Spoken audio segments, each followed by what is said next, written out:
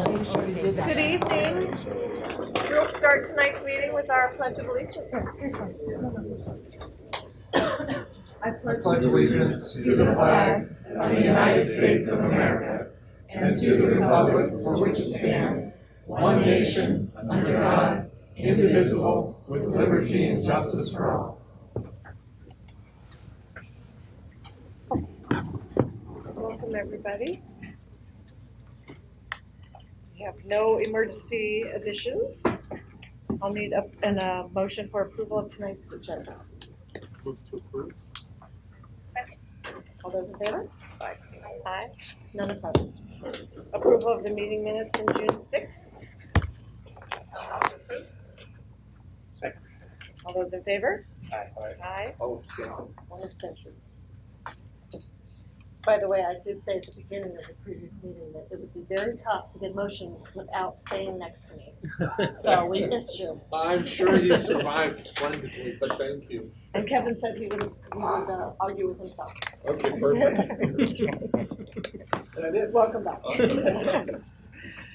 Tonight's special presentation, we have a wonderful report on bullying.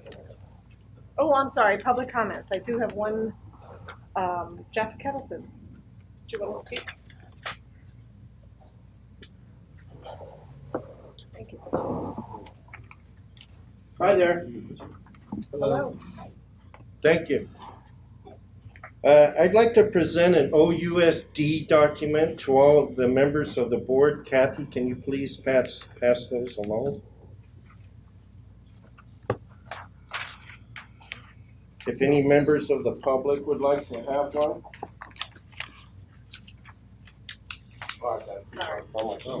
Oh, there you go. Yep, extras for,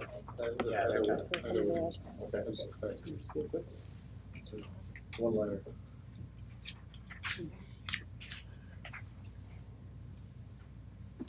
Now, I've worked in the private sector most of my life, so I'm a little upset about this because this would not be accepted in the private sector, would it? So, how did this go on for years and years and years?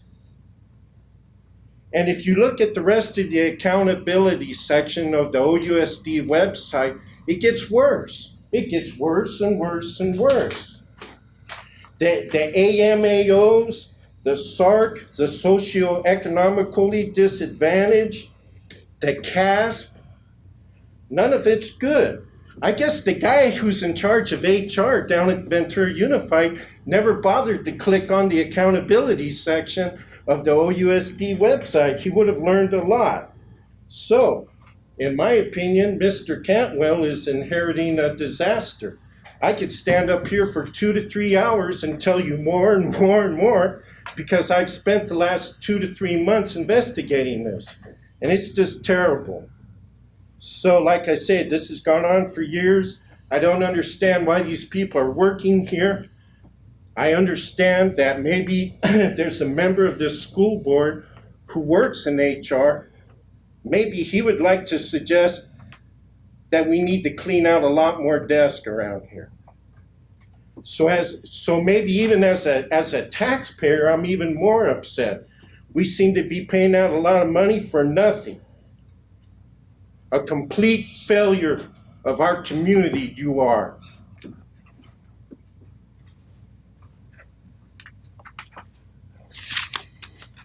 Just to be clear, if everyone, you were referring to the DNF rates, the numbers of Ds and Fs that have been given are increasing? Yes, I'm referring to the single plan for student achievement that was signed by a Mr. Greg Bayless. And I think he worked here a long time. And so it says that DNF rates increasing. Well, if you're a parent here in the OUSD, you know about this. You know it's been going on for a long, long time. Why wasn't anything ever done about it? And Hispanics and poor kids, it's not that they attended the OUSD, they got punished in the OUSD.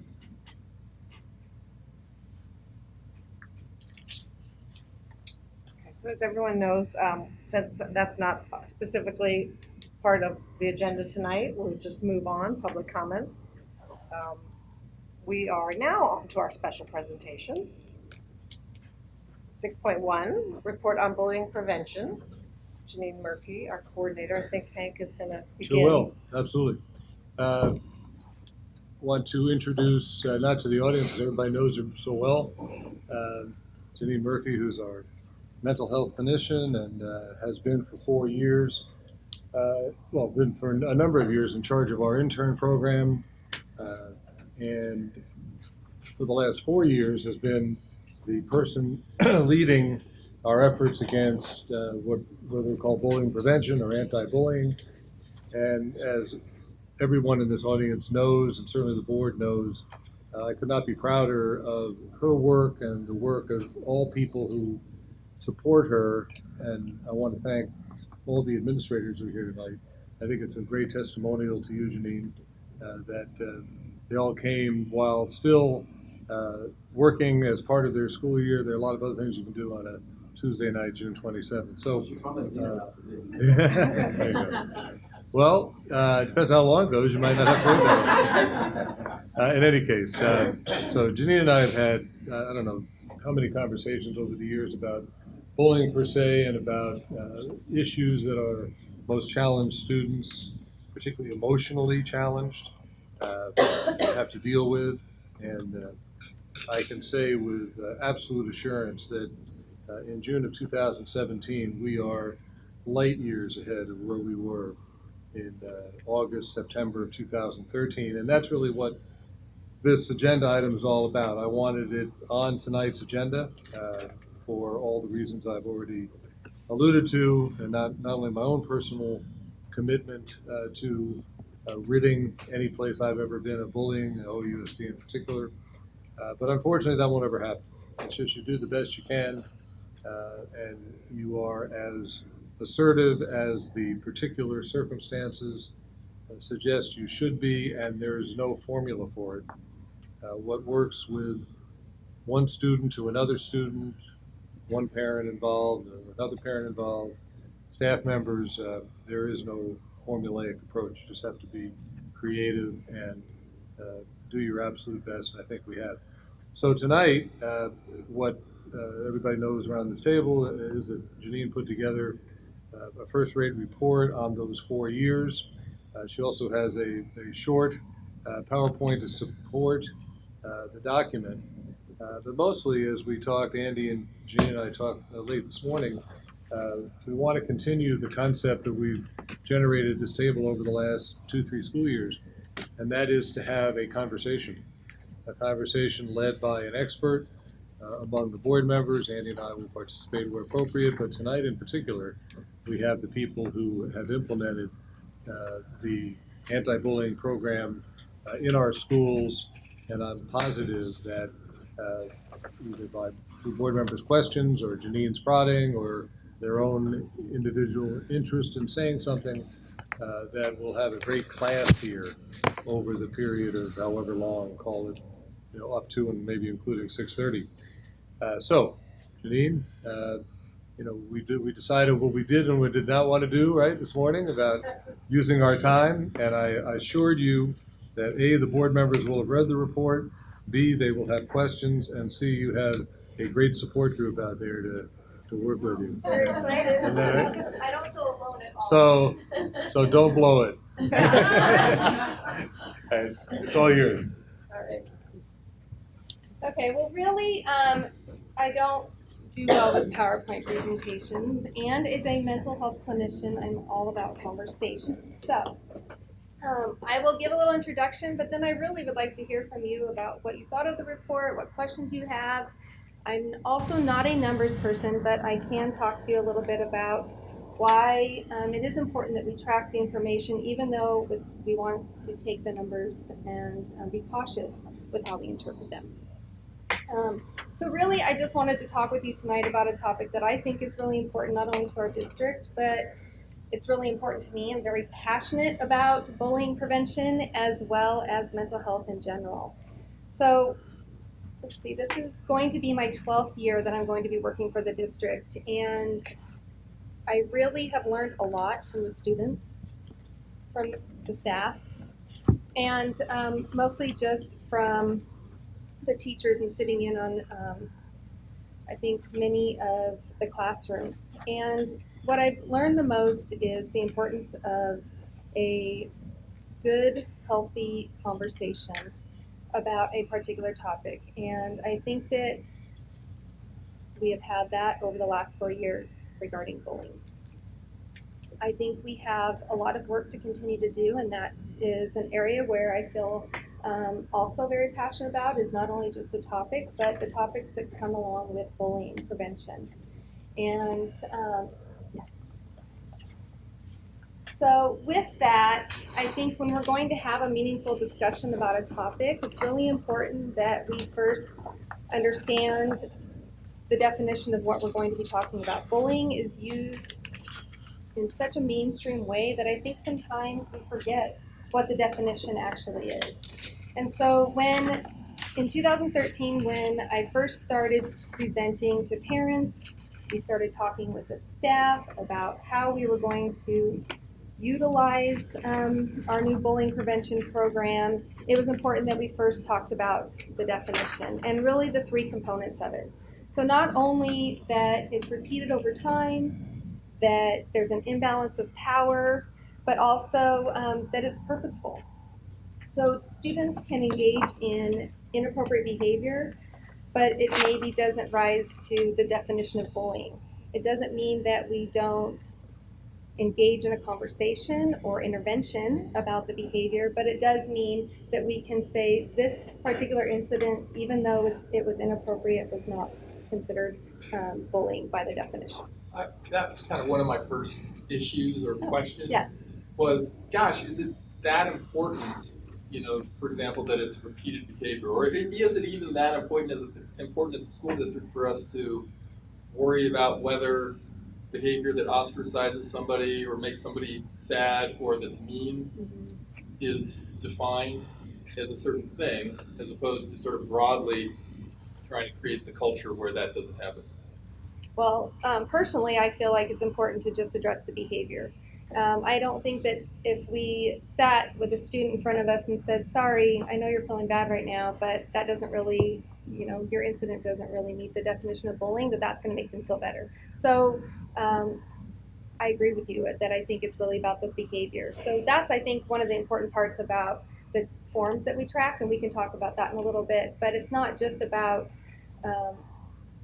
having those forms, it's about what the kids say on those forms. And all of the principals and assistant principals can speak to what it's like to get a form in your hand and talk with the student and the interventions that we do that are outside of just our typical program that are important. I think in terms of the culture of the school, it is important because I find that, there are times when a student can be mean, but I don't know that that student is repeatedly mean or repeatedly mean to that particular student or, necessarily has the intent to hurt somebody's feelings. So I think those are different. Obviously, those moments happen all the time. I mean, even in your own household, that wasn't very nice, was it? So in terms of the forms and the government requirements of, filling that out, it's important. But I think the culture as a whole, and I think that's something because of the bullying program, we've been exposing our students to a better understanding of just words and what those words do. And obviously when we had the Nick Vujicic, Right, Vujicic, right? and with the baseball team this spring, I think there's a lot of times when what we've learned through this program has helped us in maybe things that are technically the right term. Well, bullying. It's interesting, just in that first little exchange, you have then the order of magnitude of difference between sort of the sender and the receiver, right? So you're talking about the receiver, and you're talking about the sender, right? So the person who's on the receiving end of that inappropriate behavior needs help. Right? The person who's sending it may not realize that he or she is doing what we're defining as bullying because you're just mean. Right? And so I think it speaks to the complexity of this issue and the kind of stuff that the school administrators need to deal with, right? And choke off, if one thing happens, you don't want a second thing to happen. Right? But you can't be at the nexus of every single misbehavior, right? So we asked you to handle the big picture issue. Right? Well, and when we see a pattern of behavior, whether it's part of the definition or whether it's not, we need to provide intervention. And so I think that that's where the communication that I have with the principals and the feedback that they give me is important, because maybe we need to go in and do more social skills development with our younger students. Maybe it's that we need to have a conversation with our junior high students or our high school students about what is actually considered mean behavior, and that we just don't think that it's okay to say kids will be kids. That it's important that we talk to them about that they can be a kid and still be, be a kid and still understand that their behavior is impactful, and that there's still not only positive consequences but negative consequences for the choices that they make. And if I can just add one thing, Yes. Regardless whether it's bullying or misbehaving or dirty looks, we always address it. Always. We use that as an opportunity to engage with the students. We use that as a teachable moment, just going in and say, report the behavior. They put yourself in their shoes, how would you feel? And a lot of times, especially the junior high age, they don't realize that. Once you say those words, like, put yourself in your shoes, how would you react when you've done this? I kind of get it. And sometimes, I would say most of the time, that's gonna take care of it. And if it doesn't, then we move out the interventions and move out the ladder. I mean, this year, I think one of the things that really worked very well was the tutorial engagement program. When you came in and Carol, you would create a list of kids who had repeated misbehavior, and we would assign them a specific protocol that you need. And that was part of the consequence. So there's still room for growth, but I just want you guys to know that regardless of what it is, we always address it. We always go with the kids, we always have a conversation. But by the way, as everyone looks to me, I want to be clear. I'm open-minded. I'm not. I don't have an end result in mind when I ask the question. Maybe sometimes I do, but in this case I don't. It's just a question. I'm not gonna give you the theory look, but I look at and we'll have a conversation later. You're on my. That was just being mean. That was No being covert mean. It only happened once. I think it's important because it was that specific part was addressed with the parents, because they don't care about the definition as much as they care about how their child felt when they came home.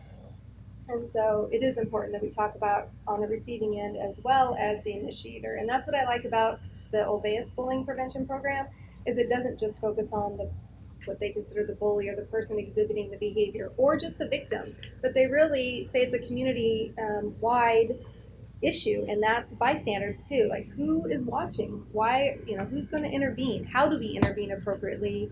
Because a lot of times what we were finding with conversations with the students is that they didn't because they didn't know how. And I think they still don't always know how. And that's important for us to have a teaching moment and reteaching moment for them. And sorry. I was going to say similar to you. I think that the definition is important for parents more so than kids. I think when their kid has been hurt, will often react to call it bullying, but to understand what the actual definition is as opposed to one-off incidents is helpful for parents to hear that. I also think, intervention, it takes a lot of courage if you're a bystander. And so that's easier at certain ages, I think, at the younger and the older ages. And obviously it gets very difficult at the middle school or at junior high. When you're afraid I don't want people looking at me. I don't want people to turn the attack on me.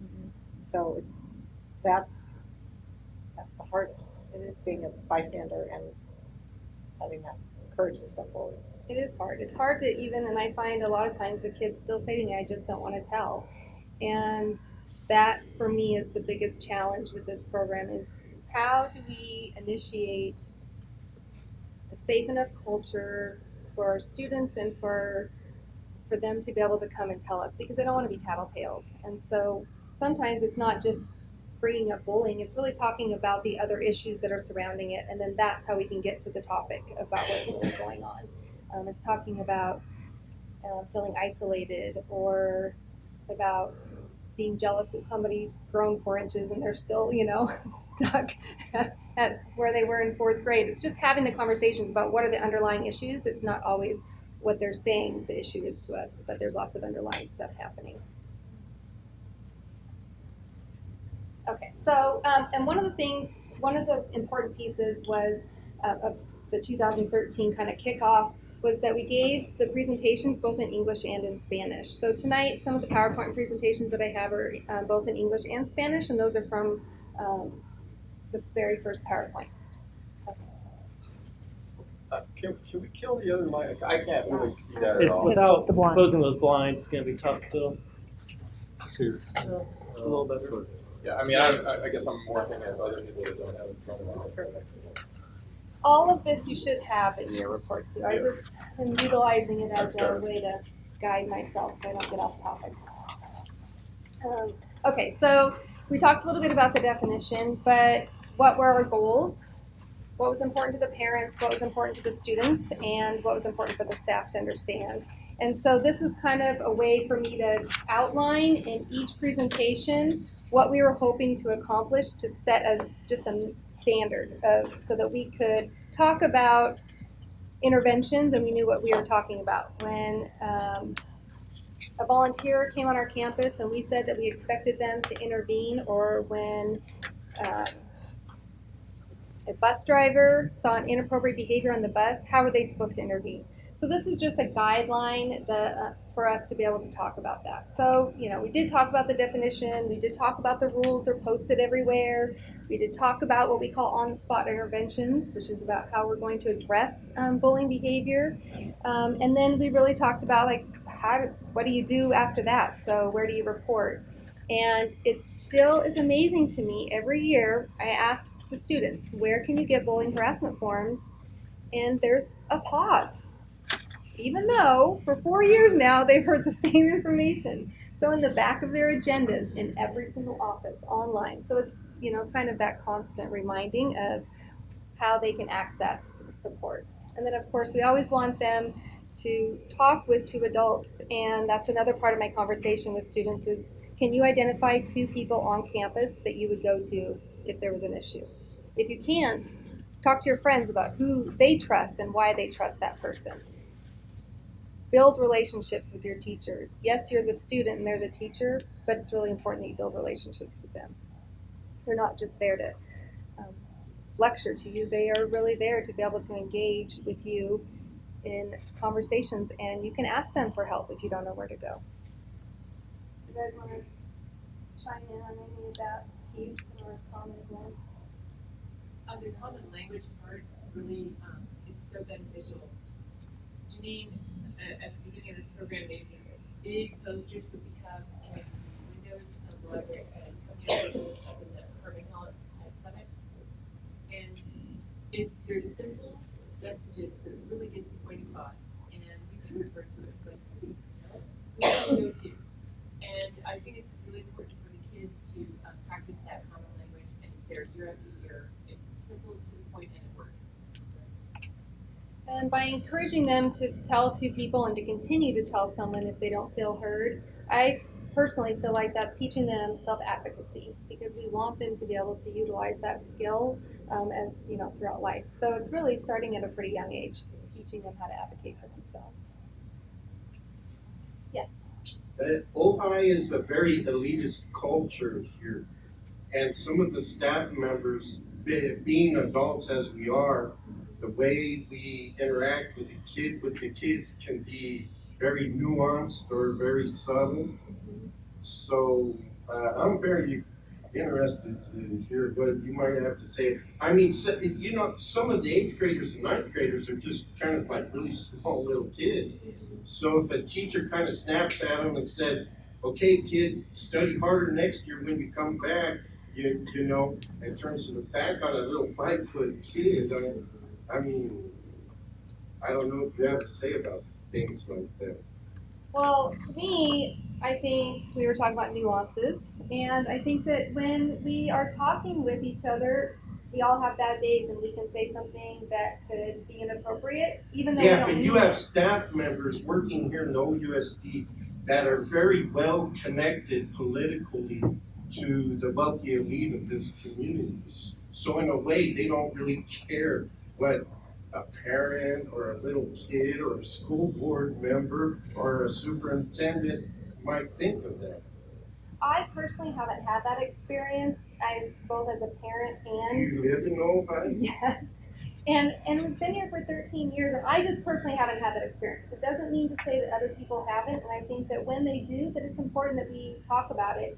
And if Yeah, but kids are afraid. yes, I'm talking about 8th, 9th, and 10th graders, 5 foot tall. I If hope you know that anybody who is concerned, I mean, we live right next to each other.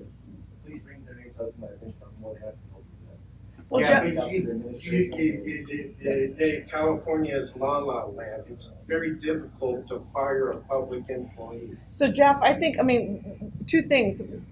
At tonight's meeting, we're trying to focus in on what our program is and teach us what the program is, and for people to have a chance to hear about our program who maybe haven't heard about it before.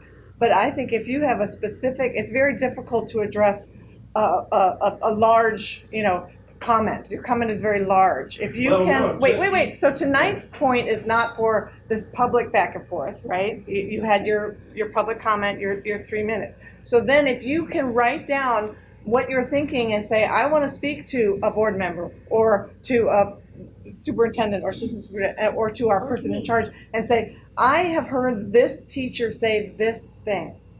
Or I have heard from my neighbor that their child's teacher, who is Mr. A or Miss B, say this thing, so that we can address that person. But to throw a broad blanket over is hard for us to address tonight. So I think tonight I'd like to ask your comments to be, if you can write them down or if you can hold them to the end and they are specific, they would fit. But if they're broad and they need to be addressed in terms of, well, actually I should say, if they're specific about a person, we need to address them in private, not at this public forum. Okay? And I do think it's important because we do need to continue the conversation. And some of the conversations, you're right, are for a public forum and some of them are for a smaller forum.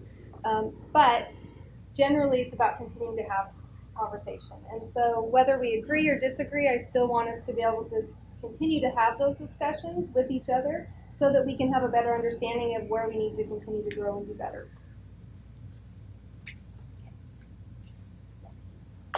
Go. Yes, okay. Okay, so I think when we were talking about our language, so this is on page 5 for you guys in your report, that when we were talking with students, we talked to them about what they thought bullying was. And I was really quite proud of every single student that raised their hand to talk to me about what they thought bullying was, and they all specifically addressed bullying behavior. And so then we talked about, well, what is it like? How is it different than when you roughhouse with your friends, which we're not allowed to do at school, but say you're doing it at home, or fighting, or how does it then reach that next level? What happens if you're friends and then you're not friends anymore? Is that considered bullying? So this chart that we utilize with the parents, that I utilize with the staff members even, just to help them engage in conversation, open-ended questions with students, and then with the students themselves, we found very helpful. So that's why that is in part as part of the your report. Okay. So when you say you were talking to students, does every student in the district go through some? Every things? student has been talked to about what bullying is through classroom discussions, through small group settings, maybe a social skills group, even in junior high, teen topics, or at the high school level, we go to the classrooms and we talk to them, as well as at assemblies. So one of the things I thought that was most fun was being able to go to an assembly and have the students present a bullying issue and then talk about the bully, the victim, and the bystanders and the different roles they played, and then have a discussion afterwards. And we grouped them into smaller groups. It wasn't like 3rd through 6th, it was like 3rd and 4th, and then 5th and 6th. And then the younger grades were able to read a book and talk about just learning how to address conflict with each other. You know, kindergarten, they don't really understand that. So that's really where we have a lot more adult interaction with them. And then at the junior high and high school level, really we're talking about not just behavior, inappropriate behavior that happens on campus, but we're talking about cyberbullying and what that looks like, how it can impact school, and the consequences that can happen because of inappropriate behavior or cyberbullying that's happening outside of the school environment. Mean words, right? They think that sometimes they can just write it on a piece of paper and that that's okay, but when a student then doesn't feel comfortable coming back to school the next day, then we need to have a conversation about that.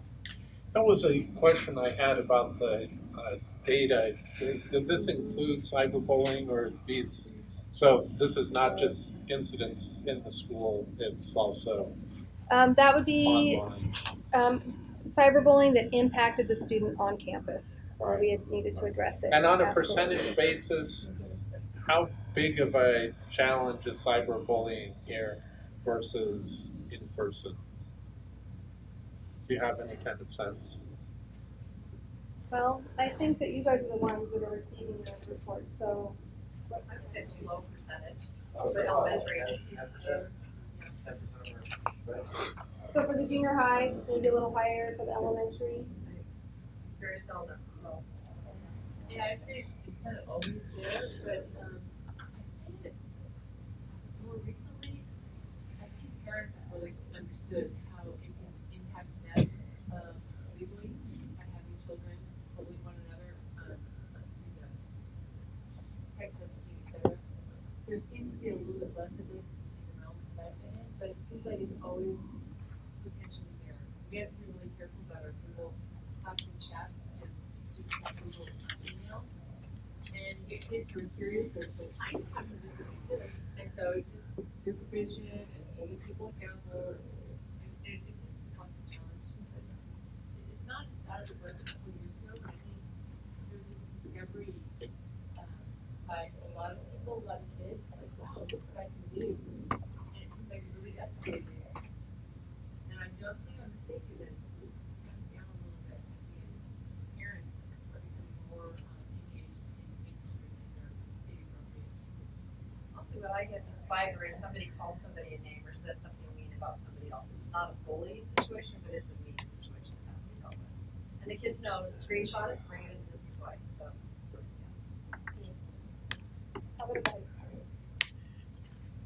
Well, at the high school, we deal with social bullying or cyberbullying.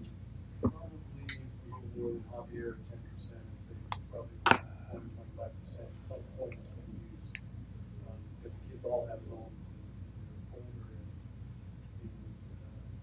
and that's one of the ways of getting involved.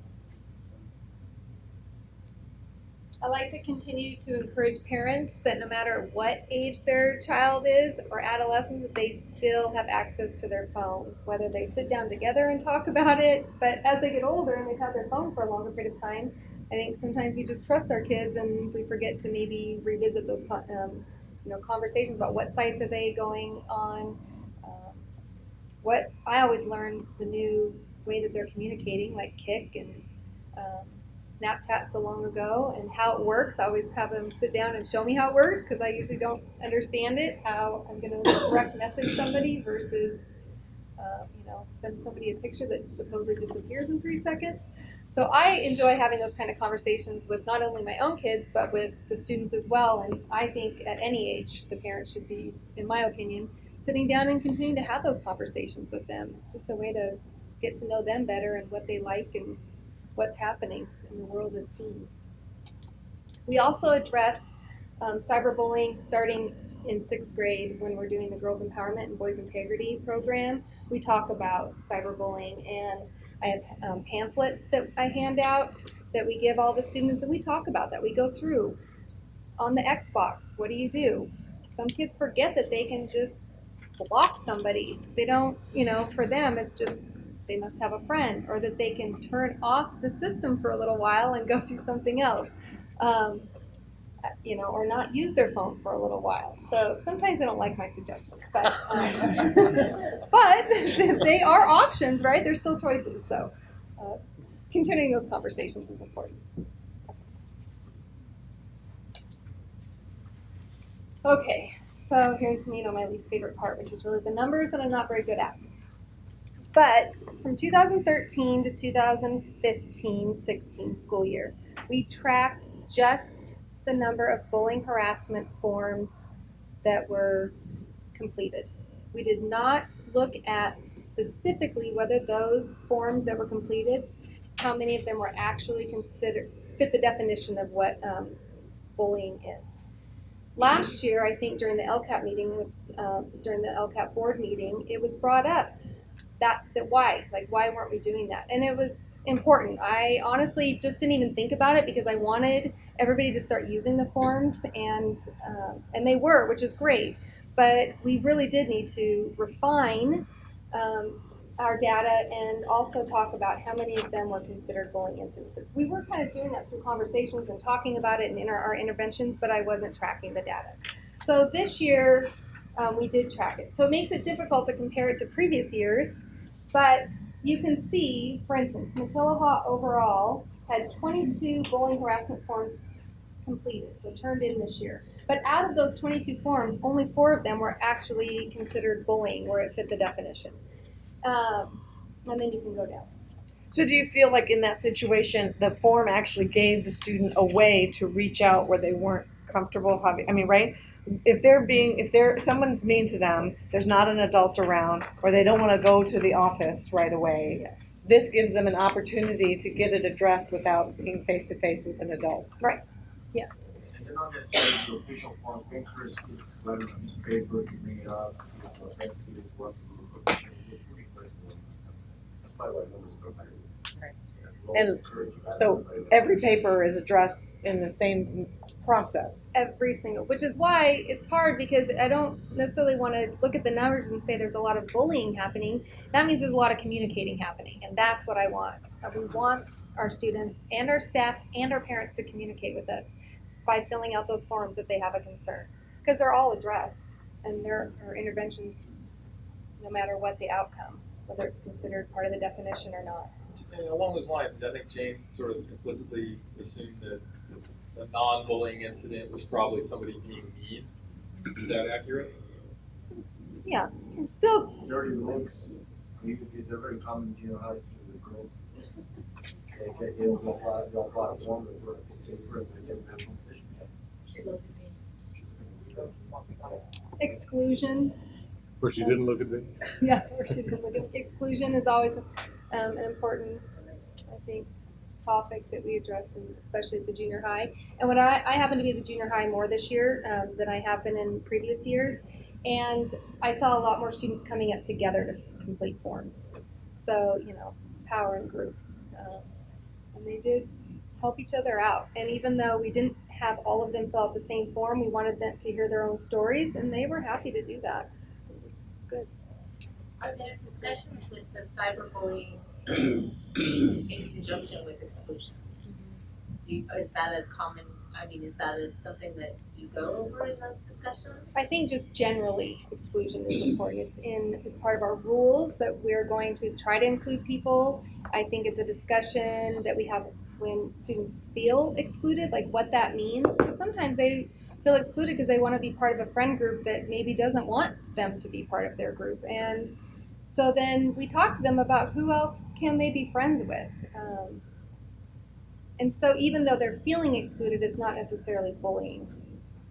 Or I just learned that on Instagram, you can have a group message, but only so many people can be part of your group chat, 15 or something like that. So then, if you have more than 15 friends, somebody's going to feel excluded. So then how many group chats do you have to have so that everybody feels included? So it's just continuing to have those conversations and what that looks like.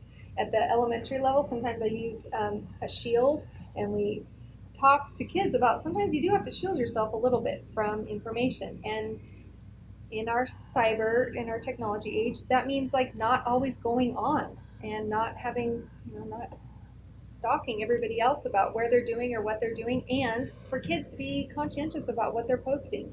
If they're going to a party or a birthday party and what that looks like, which is always hard. Just, Sorry. oh, go ahead.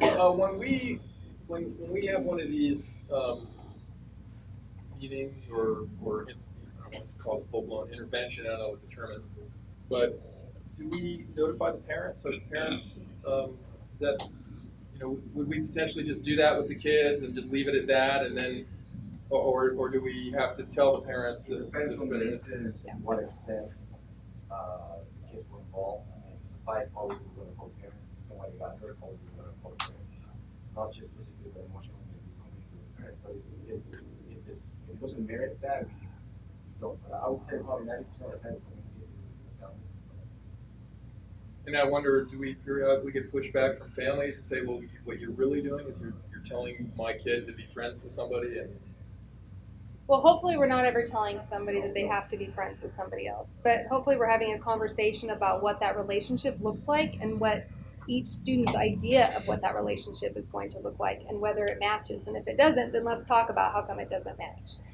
And sharing information for me, the parents I've talked to, I haven't necessarily addressed that, but talking to them about what their child has said and does that match up with what they think is happening. So really it's getting the full picture, which is why I appreciate being able to talk with parents. Anything different from you guys? No, I think if I really think it was a bullying situation and I'm addressing it as a bullying situation, then I email the parents or I call them and make sure they have the details of the conversations. We want their support.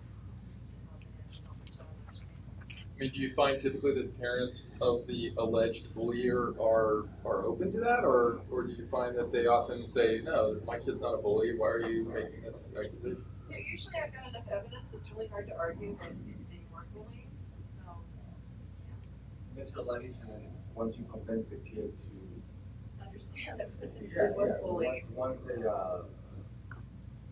what's the word? Own? Yeah, exactly. Once they own and they take responsibility for what they did. I mean, we get to that point before communicating with parents 9 out of 10 times. That when you call him, it's, you know what, he confessed. There's There you go. There's an old Catholic upbringing. That's the difference between being a therapist and being a principal. That's right, yeah. And something I found is when I have communicated with the parents, they pretty much know already the students don't get along with the students. Yeah, play baseball with them or softball or lost don't get along, which has happened. So it's usually not a dialogue. It's the first time that they be made aware. But even if it's not bullying, classified as bullying, somebody's feelings are hurt, something's going on, so then you have conversations, and I'll make phone calls even then, just to say, so-and-so's having a rough day, this is what happened, I just want you to know what's going on today, if you need support in the home. Let me know if there's anything else that I wasn't told. And so conversations happen whether it's bullying or not. And we're addressing behavior, we're not saying your child is bullied, right? So, You're not worrying about the we're labeling definition. behavior. No. The other thing I'd add is that sometimes it's very difficult to know what has happened. It takes a long time to figure out. So call the parents too early in the process, don't really have anything to say, and it just escalates it needlessly. Like, hey, there's been an accusation against your child. So some parents have been upset that they haven't been brought in the process earlier, but I tell you many times where it takes days to figure out what exactly is happening, because who fills out that paper isn't necessarily the one who's the victim. It turns out that maybe they're just the first, there's this long back and forth and it's fairly equal, but they're just the ones to fill out the paper first. So there is a bit of an art about when you contact parents, at least for those. And really, again, it just goes back to having conversations, and that's those forms of generating conversations so that we can collaborate with the parents, with the school, and with the student. I was just kind of curious. I mean, kids are people, and people, some people are going to fill out a form at the drop of a hat. Some people, they could get beat up every day for a year and not ever fill out a form. But you have a sense of reality. I think the forms are fantastic. I just wonder what reality looks like compared to the form. Well, sometimes we fill out the forms for them. Students will say, I don't want to fill out the form. We say, no, we're going to document this. We're going to fill out for you. So we don't have to rely on their initiative to fill out the form. And because they work for a lot of flexibility, it doesn't have to necessarily be the form. As a matter of fact, Caroline, we're talking about a thing that we want to incorporate next year. Top secret. I'm going to bring it up right now. I didn't want no one to pursue my. No, we're thinking You want about a pen? about having a digital form that they can actually fill out online. I know online we have the form they can fill out. But you know, why not just go in there and actually fill out the whole thing, click a button, that sends an anonymous email to one of us. There's something we want to work on next year. So they don't have to walk into the office or the anything. What about, Janine, do you find, like, you know, with my kids over the year, I've you know, heard things and I say, wow, did you tell anybody else? No, they, you know, right, they didn't want me to tell. Yes. But, you know, I try to talk to them and say, well, but do you realize the person who, you know, committed the crime or whatever needs, like, they're losing an opportunity to sort of figure out how not to do that again by you're helping them. I mean, do you feel like that's part of this program is teaching kids by being an interventionist or you know, or a reporter or a bystander, they're not actually being just a tattletale, they're actually helping the whole community? Right, because it's not really about getting somebody in trouble. It's really about being able to provide an intervention. We all need support at some time, and whether the person is exhibiting inappropriate behavior, they really need intervention. And so does the person who is on the receiving end of that feels awful. They need intervention, as well as the bystanders that are watching it that are not saying something. This year alone, I think that having students report because of what they saw and how that impacted them, this was the first year I heard a lot of that, where they were like, this was really not okay. So yes, it is part of the conversation, but I think it needs to continue to be part of the conversation over and over again, because their first reaction is that they don't want to tell because they don't want to be a tattletale. And so it's helping them reframe it so that it's not about tattling, it's really about telling so that we can support each other. And as a community, that's what we're supposed to be doing, is supporting each other. We want a healthy, happy culture. We don't want a culture of secrecy. You know, then to go back to your question, I tried something different this year. I actually tried it at the end of last year, and Janine's aware of this because I shared this with her, but we had the kids in grades 3 through 6 take an online Google Form survey about playground behaviors. You know, do you feel safe on the playground? Is it easy for you to find somebody to play with? Do you always know do you know the rules of the playground? Are there children that are being disrespectful to other kids? Is there anything else you'd like to tell? You know, are there kids at other grade levels that are not treating you kindly? At one point we even have, are there adults on campus that don't treat children with respect? And so I gathered a whole bunch of different data. It was pretty amazing. Janine and I sat down and went through the whole thing. And I could go through it, and the kids, they knew it was anonymous. So, and it was by grade level, so I had, you know, I could go down and just drill it down to at least the grade level. And we came up with some top 5, 6, 7 kids at a grade level where a lot of kids identified as not being kind to other kids on the playground. And so Janine and I put together some social skills groups that we were launching this year with those kids. And I called their parents and said, you know, many of those kids are parents I've already been in contact with, so there weren't any huge surprises, although there were a few, because there are those kids out there that get away with a lot and they always fly under the radar. And so it takes you a while to figure out what's happening. And so they had 6 weeks with the intern, which I think really helped some of the kids. And so this year we did it again at the end of each trimester. So I have my end of the year survey for this year going into next year, so I know which kids I want to put in that RTI behavior program intervention with those kids to get started. So. Do you know already whether some of the same kids are or are not on the list again? Some of them are, but there are a few that are not, and I'm really happy to see their names are not on it. And we really try with the kids to say, because you know their sense of time, you know, they remember back in 2nd grade when that kid was being doing, so they're going to throw their name on them. So we really try. We don't do it too young. I'm thinking that 3rd grade is probably about where to start and say, you know, just think about it in the last month of school is the way the teachers try to practice that whole question. So hopefully I'm getting good information. Initially, I wasn't taking the names of the kids because there's a way on the Google form where you can set it where it collects the email address of the certain who responded. And then we decided that that was probably a good thing to include and be able to have because there are some kids that sometimes if you know the source of the comment that's made, you can kind of know what's going on. So that's some good information too. Did you find any staff that needed to be talked to?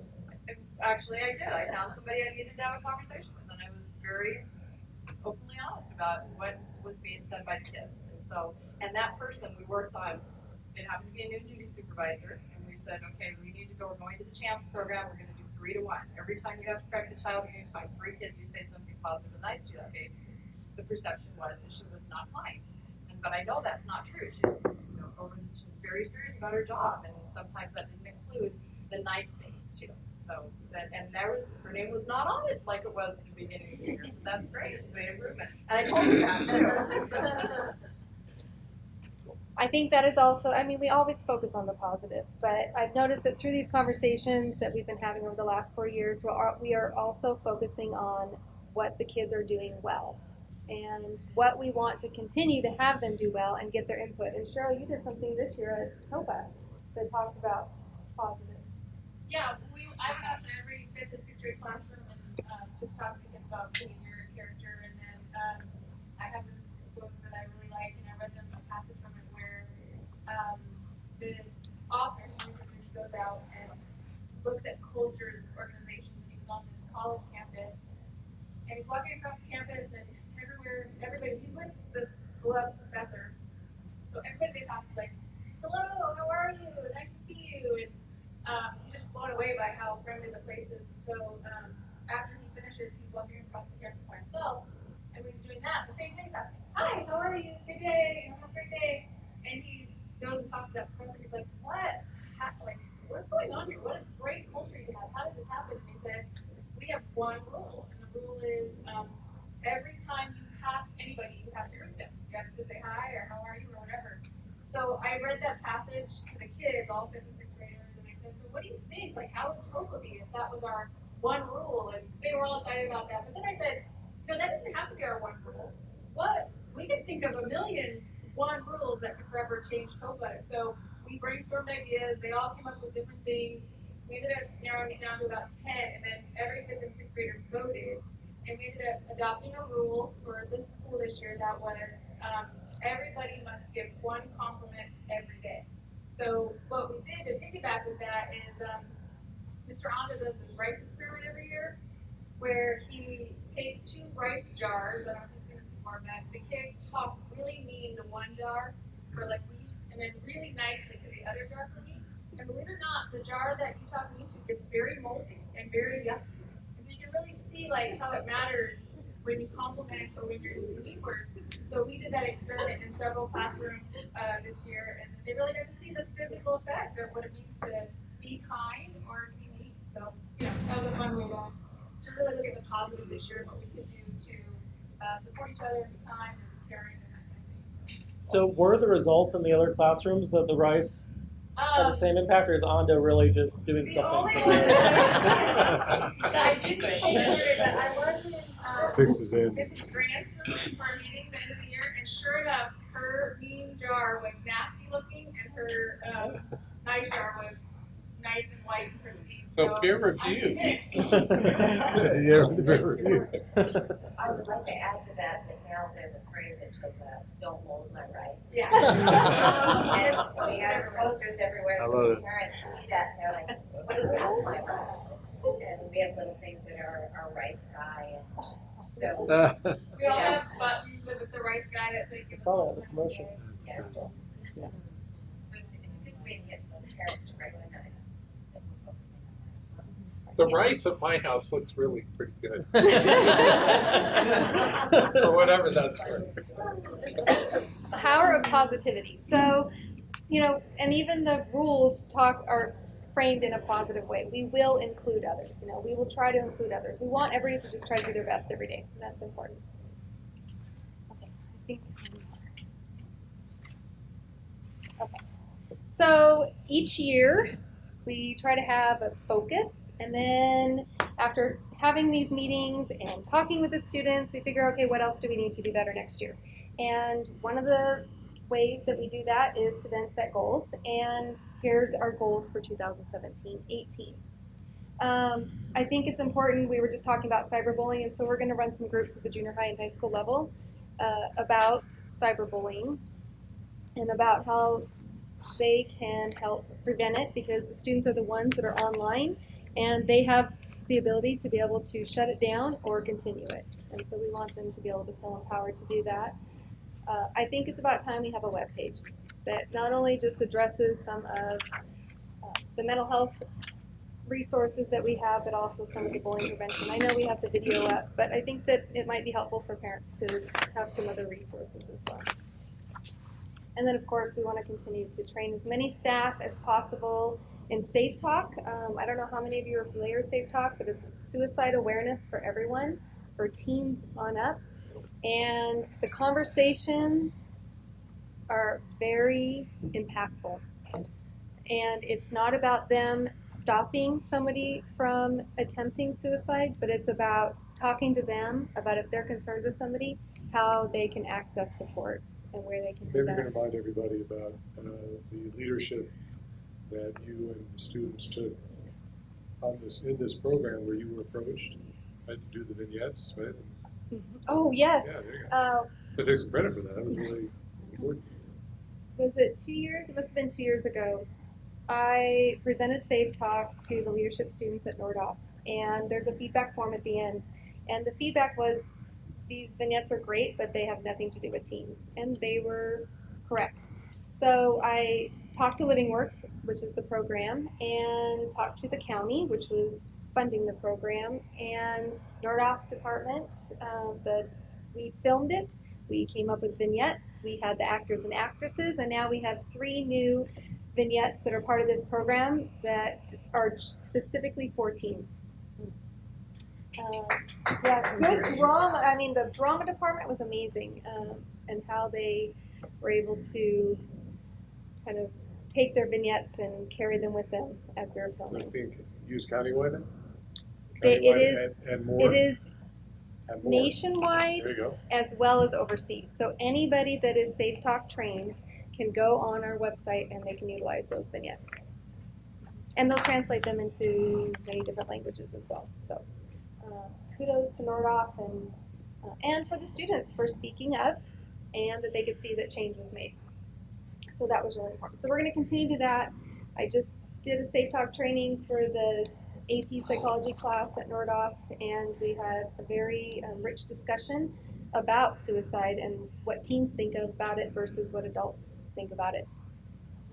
So I would like to continue to do that, as well as have a presentation where the parents are coming with the students so that we can have a training together. Right now it's been separate, but this program is meant to be able to train together as well. So we're going to do that too.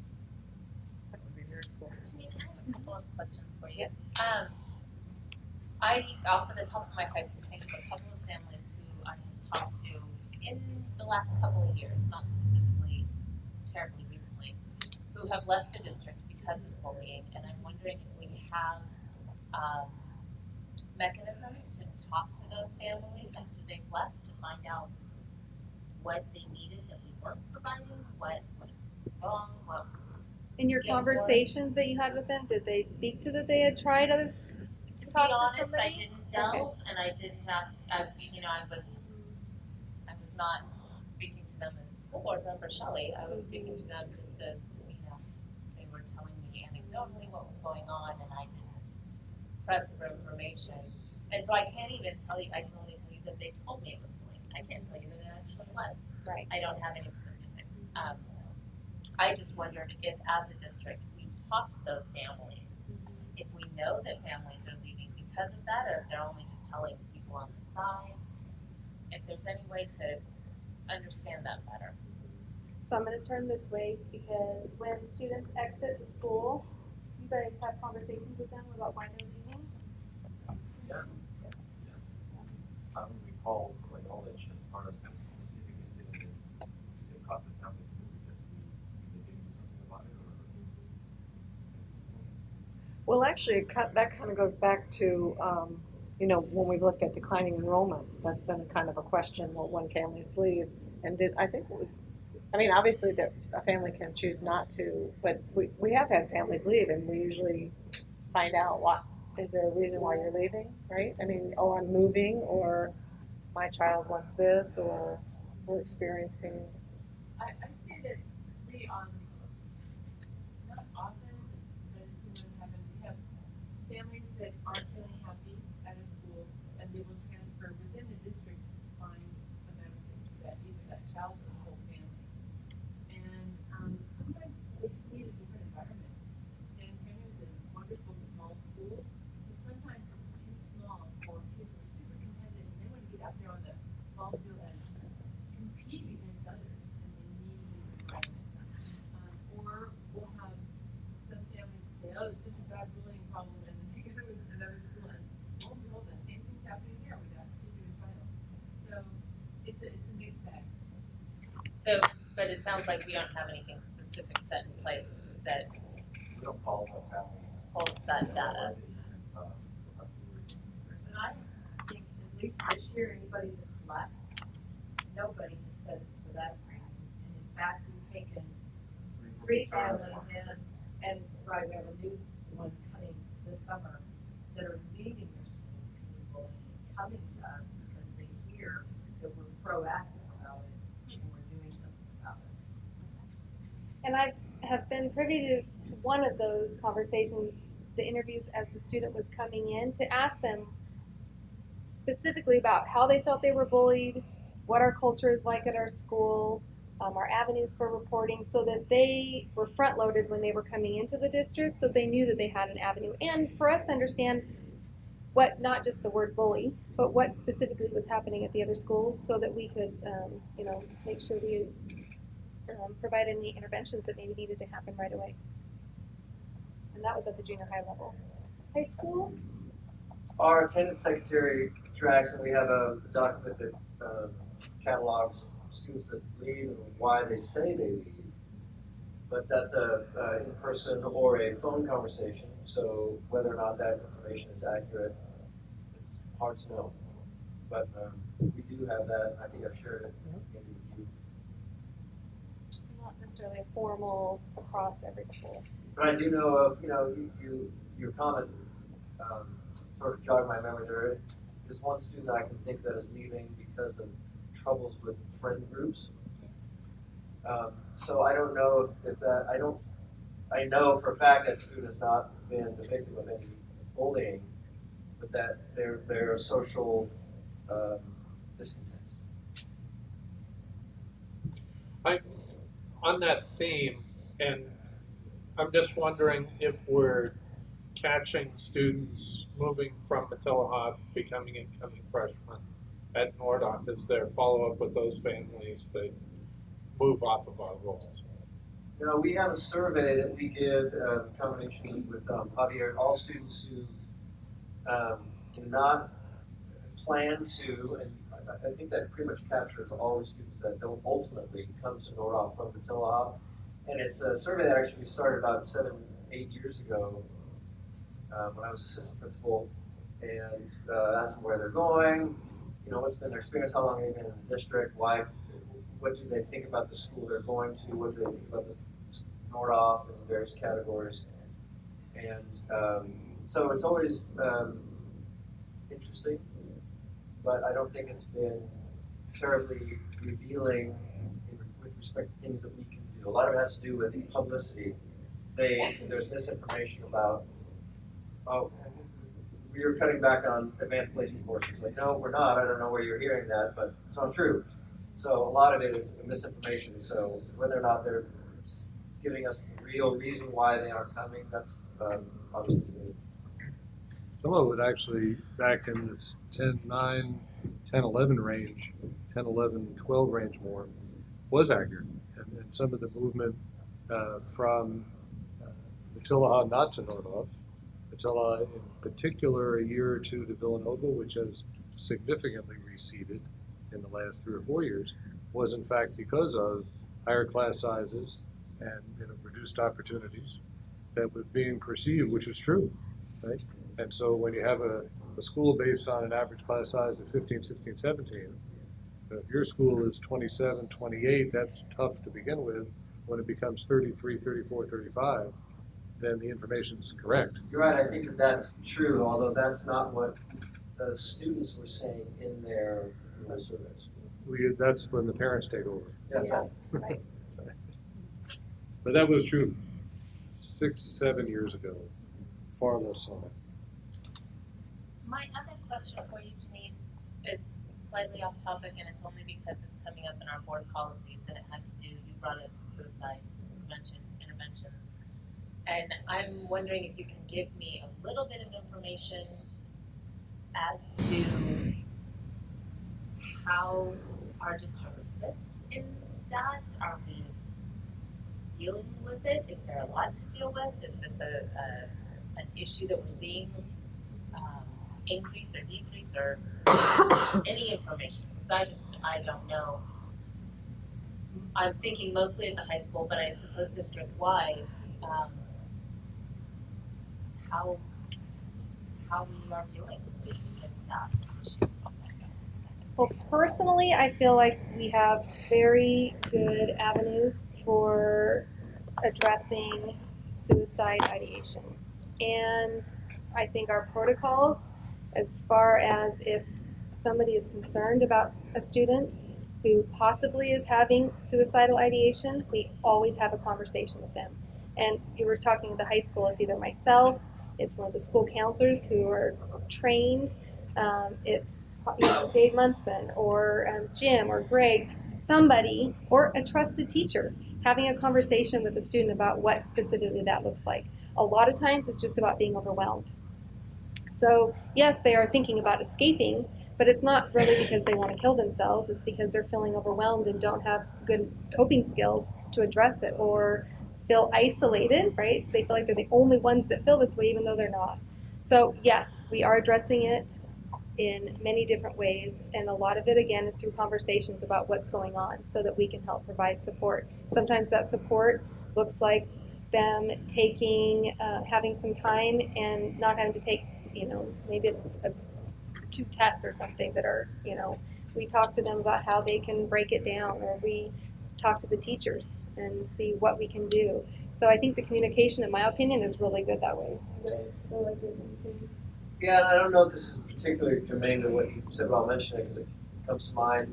One of the biggest challenges actually that we face, we take very seriously, even if a student says it in jest, it's getting the parents to understand the potential gravity or the gravity of the situation. That is always probably the most difficult part. So, if they're having ideation, that's a conversation. If they're having more than ideation, where they have a plan, then we do up our intervention. And sometimes it may look like calling the crisis team, the mobile crisis team, or calling what's called a CERT-trained police officer to come over and help us and have a discussion. And then wrapping around that student and the family sometimes to figure out how we can provide support. Sometimes they don't want support, and sometimes they do. And sometimes, which is a lot of the time really, it's really about helping them come up with some good coping skills so that they don't feel so overwhelmed. Stress. Do you have a sense of how often kids are reporting this? Is it kind of a static number? Are we seeing any increases or decreases, or I don't even have a good sense of are we talking one student a year that's having problems, or what are we talking about? You're going to see different times of the year, and I think Janine's hit on it. That certain times of the year are stressful for students.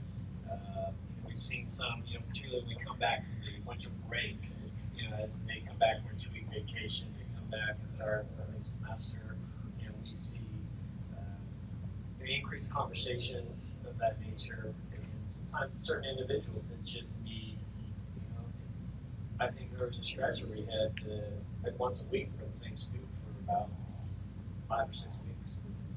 But again, we always start with a conversation. We try to decide whether there is a true plan in place or whether it is just more out of stress and frustration, and so that kind of helps us determine which path we go on.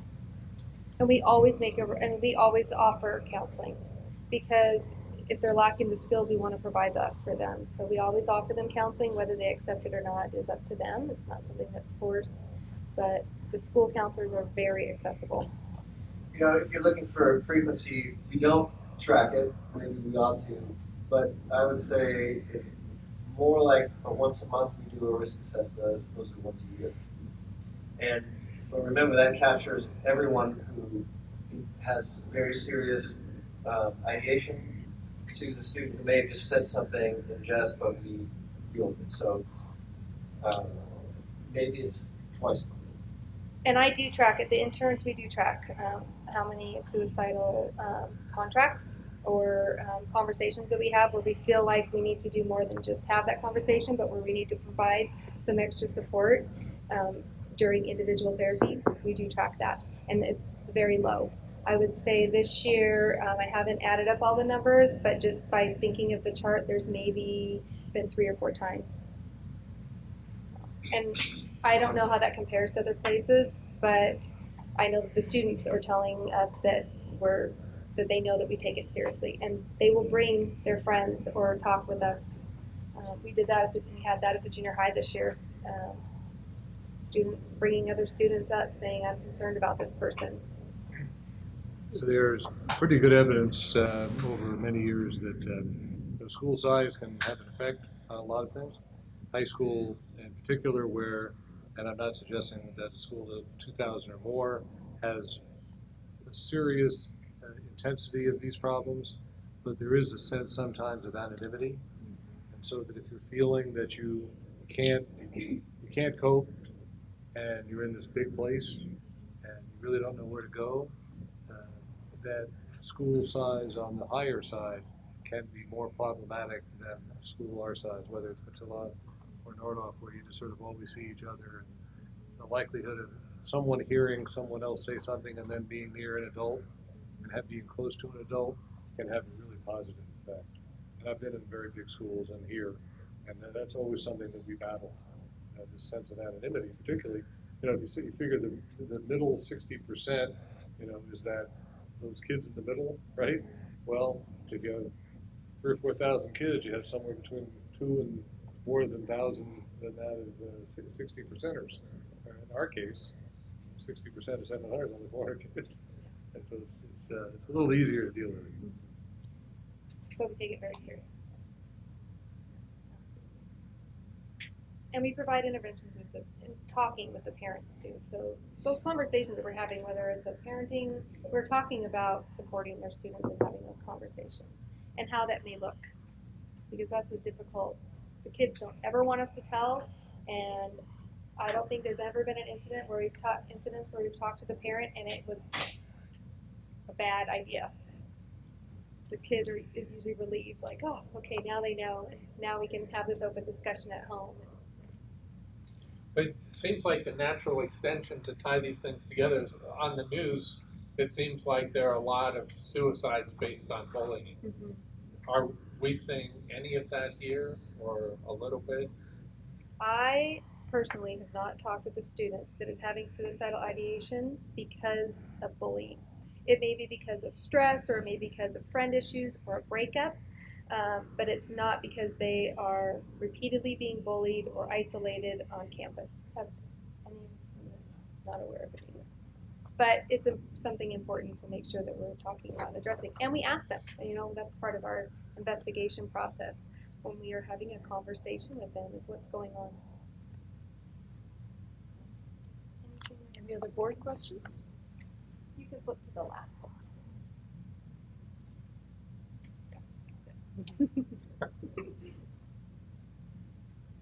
Well, I think it's, it never stops, because you have new students, and students get older and need to be reminded, and the ways that they bully and their thought processes change. So it's going to be different. What they hear as a 4th grader is going to be different than what they hear as a 7th grader. So I think it's important as a board and as future superintendent and our principals that we continue to make this a focus that I appreciate you bringing forward. You bet. Yeah, I like the direction of the program. There's a bunch of components in it that I like a lot, but when I look at the stats, and by the way, I appreciate tracking the actuals versus forms, but when I look at the 2016 numbers on just the forms, other than 14, which looks like it was kind of a banner year and no complaints, I don't know what you did then, but it looks like it is actually on the downswing anyway when you kind of normalize the line, and I think that's a tribute to the increased visibility that you and everybody else have been bringing. Um, um, there's two things actually that I think are really noteworthy positive elements of the program that we have, and one is the bystander empowerment. Because we've talked before, you know, it's good to teach kids to stand up for themselves, but you don't want them to stand up alone, because that can actually exacerbate the whole problem. And it's really not about the bully; it's about the culture that you want to live in, right? And if you can create that culture, that's where your continuity comes from. You inculcate that cultures. You teach the incoming kids about that culture. It's about standing up for who we all want to be versus you and you and you as individual folks. And the other thing is that the positive cultural programs that you put in place, because it's the old saying, what you focus on is what you get more of, right? And so if you focus on bullying and bully behavior, clearly you get more, as we've seen the uptick in complaint forms. But the flip side of that is you really need to focus and train people on how life should be, not how it shouldn't be, right? So that there's something to go toward, not away from. And the empowerment network and all those kinds of things, I think, are really great opportunities to do that without actually talking about bullying, right? Because I think that's the other half of it. It can't always be about the bully behavior. It has to be about the appropriate behavior. So anyway, I think those appear to be having an effect. So. Well, and that you participated with me in a conversation at the beginning of this year, which feels like so long ago, about special populations to the junior high and high school staff. And having that conversation and hearing from you, and it's not just me that's out there talking, it's having Nick come, it's having you speak, it's having the principals have the conversations, and the students having the conversations. I think, really it's the collaborative effort that's helped.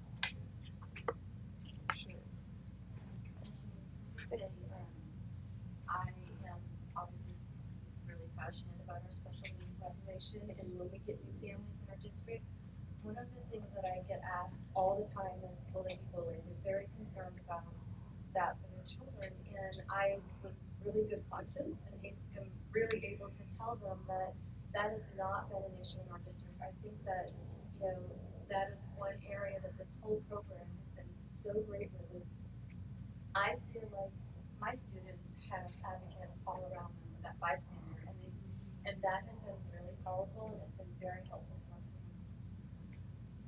I think it's been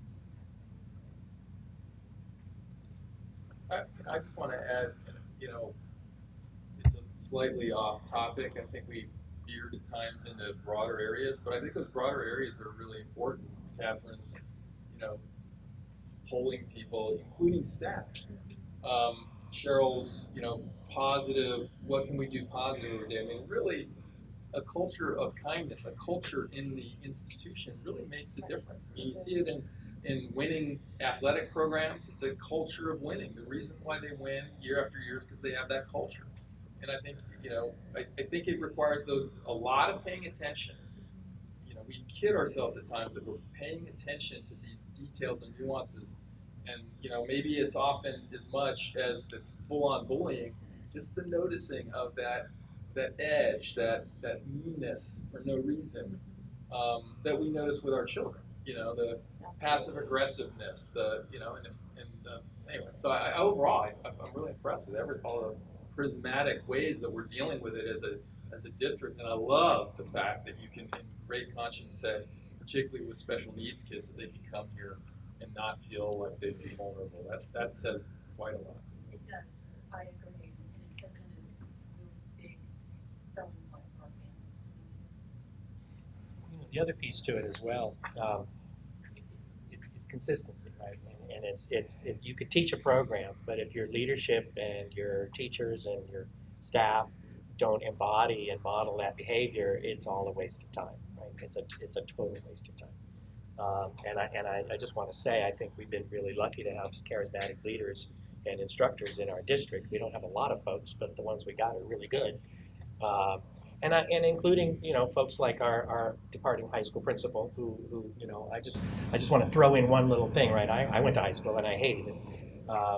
And then I got to see LA Unified High Schools when I was working in Los Angeles, working with projects in conjunction with them. And now I've gotten a chance to see Nordhoff at graduations.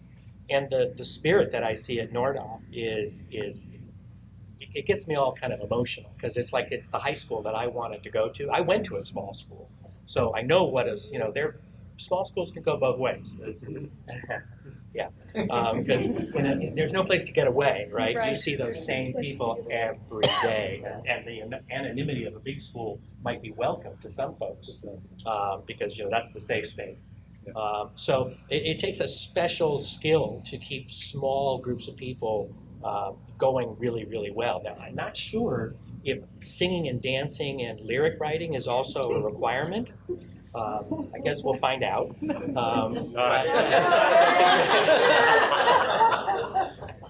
So Dave, Dave's all over this. So gear up. Special guest, right? But it is important. I think, you know, it's important to acknowledge that our folks walk the talk. Yeah, absolutely. When I walk through campus and I hear the teachers saying hello to the students and the students engaging with them, that speaks a lot about for the culture of this school. See? Thank you all.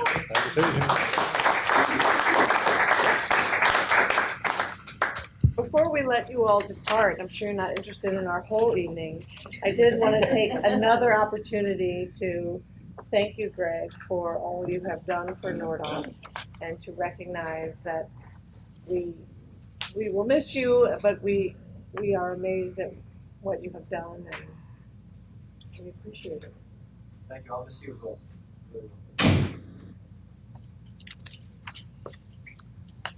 All right, you guys go. Go ahead, go on, enjoy your Except for- summer. Except for Maryland, you can't go. Now get out of here. Thanks for coming. Oh, Cheryl too. Cheryl's part of the group. Off the record, final goodbyes, last day tomorrow. See you guys next soon. Thanks, Greg. Stay in touch. Yes. You know our numbers. Thank you. Nice comment. Thanks, Greg. We'll see you, I hope. You can always visit. Thank you, Sean. It's powering off. Okay. 6.2. So this issue has ebbed and flowed, and there were two elements to it. There was the financial side to it, and then there was the calendar side to it. And as the board members know, up until noon or so on Thursday, last Thursday, we complete the agenda in that late Thursday and early Friday time, or hopefully earlier, but at least as of then, this was not going to be an agenda item.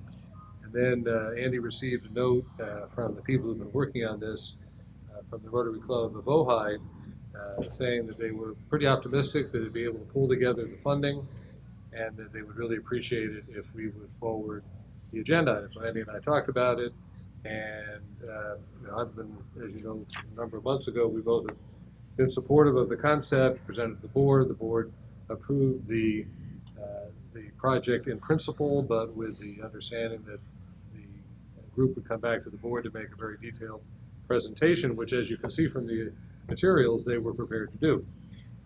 And then, so then that's why the agenda went out on Friday as it did, and was published on early Friday evening, as it always is. We set up a meeting, Andy and I set up a meeting with Bill Gilbreth and another member of the committee for yesterday morning, and the more we talked about the confluence of money and schedule and the unpredictability of having all parts of the project done in time to not be, as you can see at the bottom, subsequent construction schedule that is appropriate for the regular school operations at Matilaha, more we talked about it, it became pretty clear that with funding still not completely in place, optimistically, maybe first week in August or so, and with a commitment that Bill made to a couple of the donors, that we would not even start the project until all the money was in place. It became clear to Andy, to me, through conversations with Javier and Tyndall, that the most prudent thing to do with this project was to defer it.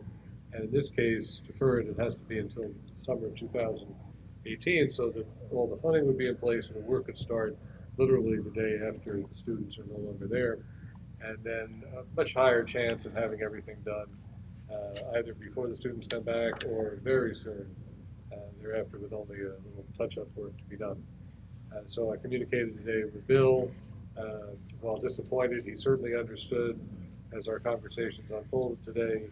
Received a really nice phone call from another person on the committee who was disappointed but definitely understood because this person was more involved in the fundraising part. Bill was the overall producer of the event, right? And so I think all's good, and Bill actually asked me to pull the action from the board tonight. Therefore, just simply acknowledge in the minutes, Kathy, that I recommended after all those conversations I just talked about, that the matter be deferred until a later point in time. And I'm sure that if they continue to be interested, which I believe they will because they're pretty passionate about this, that they will come back and continue to work with Andy and Ron and Javier, right, for a 2018 installation. Does that cover it? Okay, so my recommendation is that the agenda item be deferred. So we don't need to take an action No on action the at all. deferral. Nope, Yeah. nope. Okay. 7.1.1, revised resolution request. We already had moved on this at the June 6th meeting. This is just a revised due to request from the state. Any questions? Nope. Or? No, I'm sorry. That's it. So I'll move approval. all those in favor? Aye. Aye. None opposed. 7.1.2, same resolution, but for an additional person that we approved in June for another employee. I'll move approval again. All those in favor? Aye. Aye. None opposed. Okay. 7.4.1, LCAP. Well, tonight is we're required by statute to have 2 meetings with the school board. The first meeting we had on June 6th, which was the public hearing to gather input and questions from the board and from the audience or the community. And then the second board meeting tonight is to approve the LCAP. So I don't think I need to go over anything else. But I'm going to just tell you a little caveat. There are 3 people working on their admin credential in our district, and well, Angie's one of them.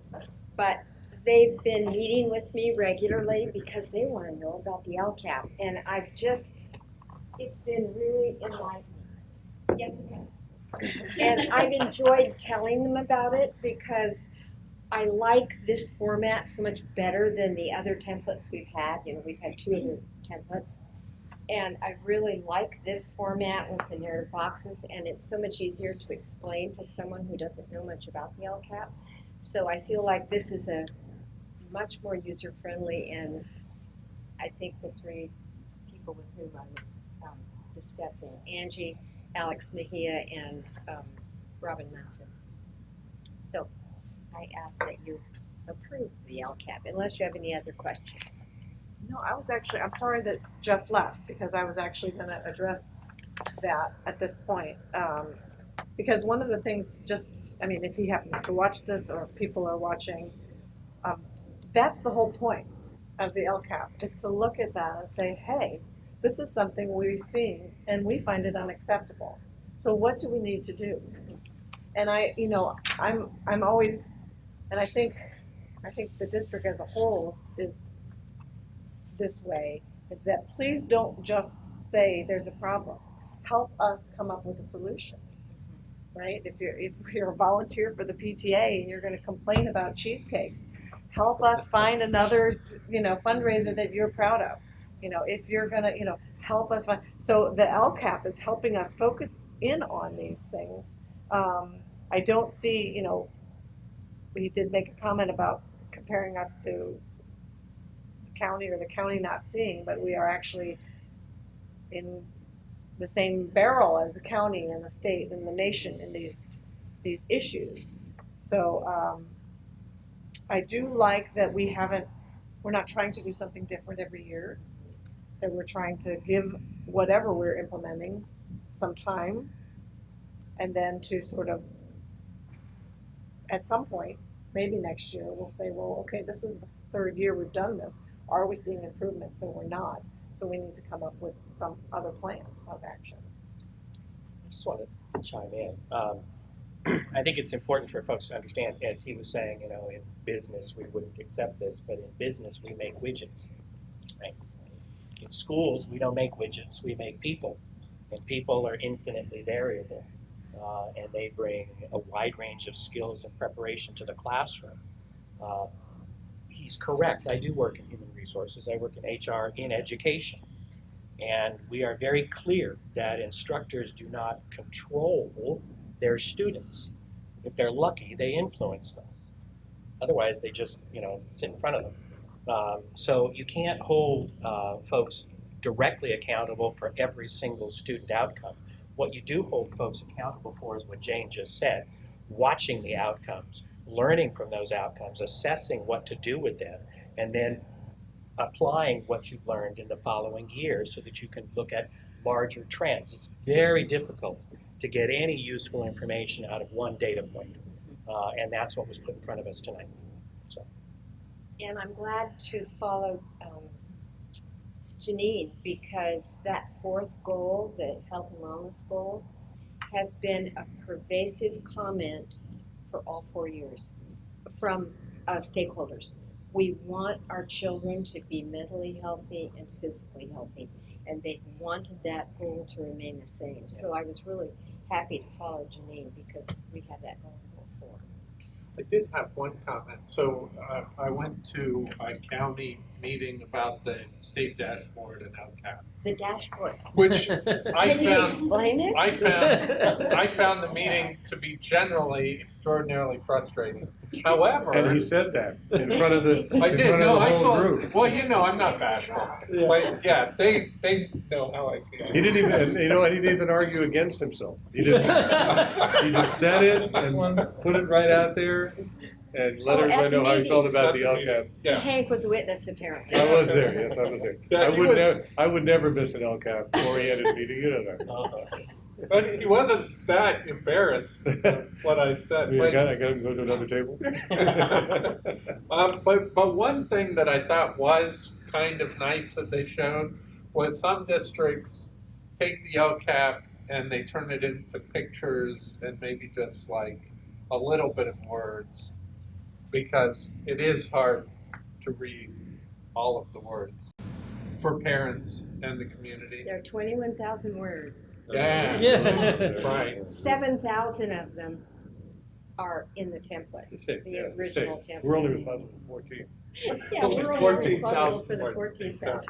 Anyway, just a thought for the future, that on our website it might be really useful to distill all of that into some, and it wouldn't cover all the topics, but maybe the topics that are most important for us, and maybe make a chart or a picture. Maybe a graphic of some kind, a bar Exactly. graph or a line graph or something like Yeah, that. to help the community engage with us a little. And did you see samples of people doing that well? There That were.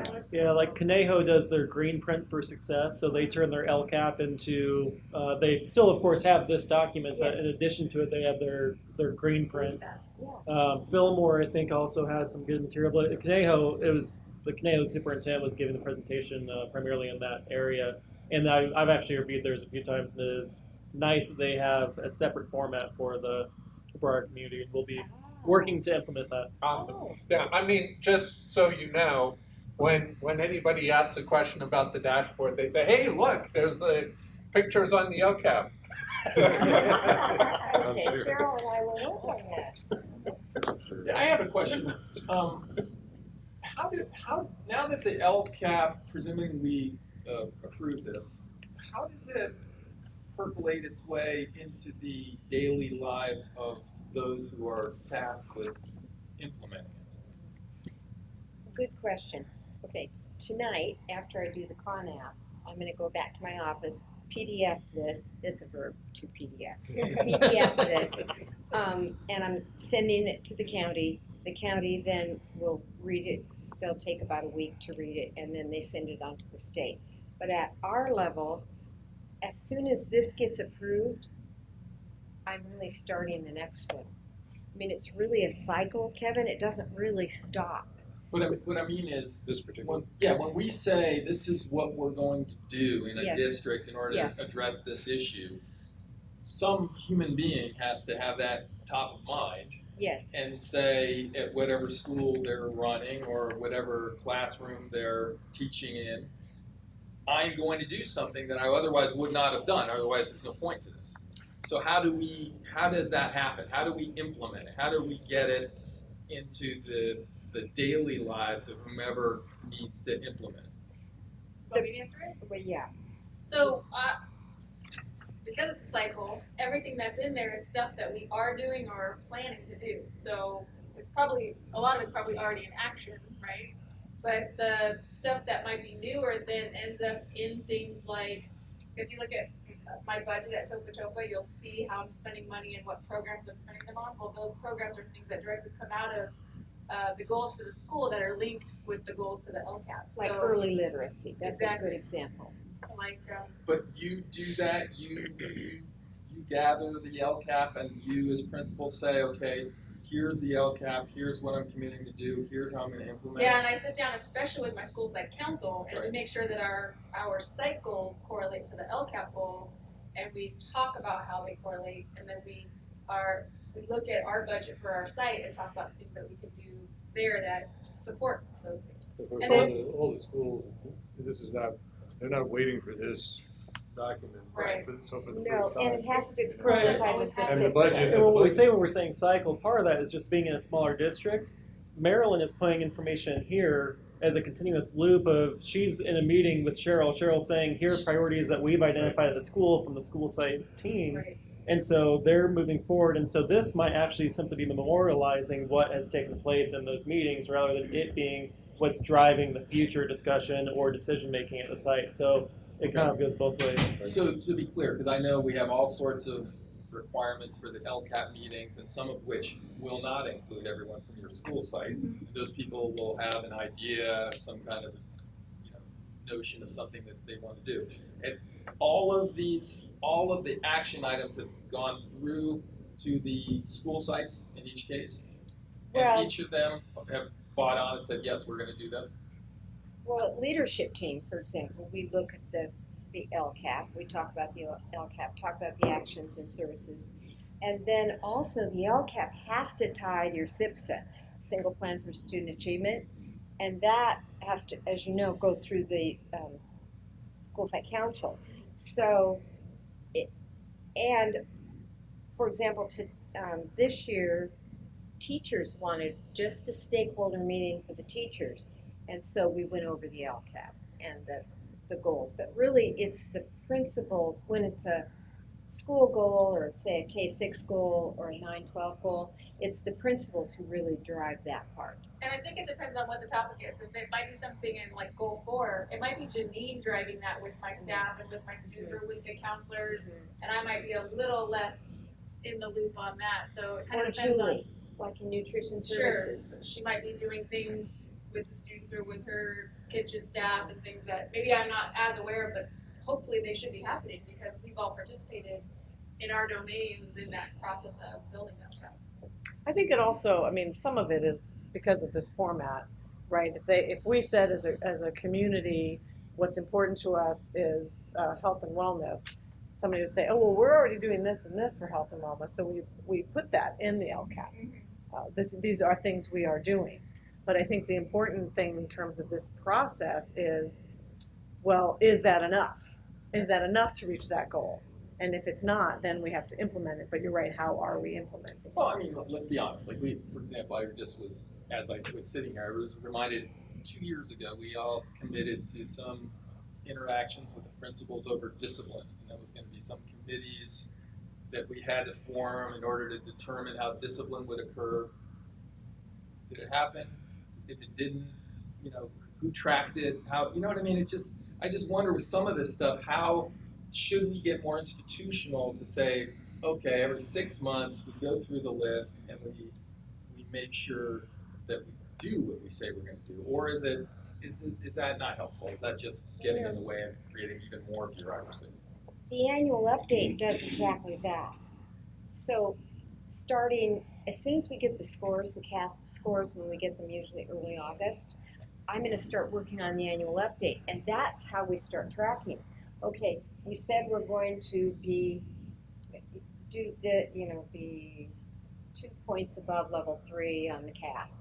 So I'm going to look at that right away. So I start tracking those actions as soon as school starts. And I might email so to the some degree that drives those discussions. I think that in some cases we could do a better job of creating, I would refer to like PLCs, professional learning communities, right, where people sort of are in charge of driving conversations and driving discussions and make sure that there's follow through on things. But I think for the most part, what's happening in that plan does get done through some entity, some principal, some director, somebody who's in charge of that particular part. But can we get better at it? Yeah. I was thinking about the D's and F's, and I was thinking, we probably could intervene earlier as a district. I just heard from somebody who told me that they found out their kid was now taking summer school. They just found out, now it probably was the final, I assume, that knocked them into a D. But still, you wonder if we could do better. Well, I can tell you, because you've read a good number, particularly in the last year, of Greg's Monday morning stuff. I mean, he obsesses over that. I mean, he's sending out data and having conversations with teachers, worrying about the fact that there are just too many D's and F's. And then the other thing that happens, and all principals do this, if you have an outlier in a department, right? So let's say the average grade and you pick the department is a B, and you have 3 or 4 semesters, or sometimes even 1, of a teacher whose average grade is a C. You take a look at it, you have a conversation. What is it about your standards and or your teaching methodologies that don't quite fit with your colleagues? And I know they have those conversations because I've talked to both principal and the teacher along the way. I'll answer your question just real quickly another way. So the fact is that, as you know, LCAP is aligned with LCFF. And it is also a fact, obviously, that there are districts in our county that have huge new monies, right, that are driven by LCFF, by their demographics, or through LCFF, by their demographics. And those districts must, almost by definition, spend huge amounts of time on the LCAP, because they have, I can't give you a percentage, but a very high percentage of their new programming is derived from those dollars. It is also true that those districts, we happen to be one of them, that didn't have those benefits. While the LCAP is an important document to chronicle what you're doing, it has not been a place where we've been able to identify a lot of significant new programming because we didn't have any dollars driven toward us to do that. So that's just a reality. Yeah, no, and that's what I'm looking for. That's a reality, yeah. But I don't think everything, it's really good to know, I mean, that's why I sort of jumped in and said, the principals aren't waiting for the June 27th adoption of the LCAP to know what they're doing next June, right? Because I think your point is really well taken, Cheryl, that it really is much more dynamic, and actually the timing is the other way, that you all talk about what you want to accomplish next year, and that becomes the source of a lot of your writing. That's right. That's right. And you'll notice a lot of the actions and services it denotes on there whether it's unchanged, meaning we had the same thing the previous year, like offer summer school for English learners, or it might be a modified action and service, or it might be a brand new one, like early literacy was brand new, increased technology for all students was brand new. So we have quite a few new actions and services, but it wasn't just Marilyn sitting down there, oh, I think we ought to do this. It was a lot of conversations. Well, I appreciate actually because that when you talk about the D's and F's and why they're occurring, I would, my first thing is, are they all happening in the particular class? Not first a particular, algebra, and then in a particular classroom, only Mr. B's. I hope there's not a Mr. B at Nordoff. There is. Andrew Buck's always right. How about Mr. ABC, Mr. ABC's class, and so, or they're often happening like, it's the same person getting a D in every class. Well, that is true. So those are different topics, and so it's important to look at the D's and F's and why they're happening and how that person. But it is a. Jeff made his point, but I think the fact is that Greg made that point 3 years ago. So it's something that they're very concerned. They, the administration, and the faculty, they're all concerned about it. Cheryl, I'm sure you're dealing with that in some form. We just had a discussion this week. I Did just you? met with Javier and Dave about D's and F's in math, especially their freshman Well, I was year. about to say, That if became I had to pick a department, I would have guessed.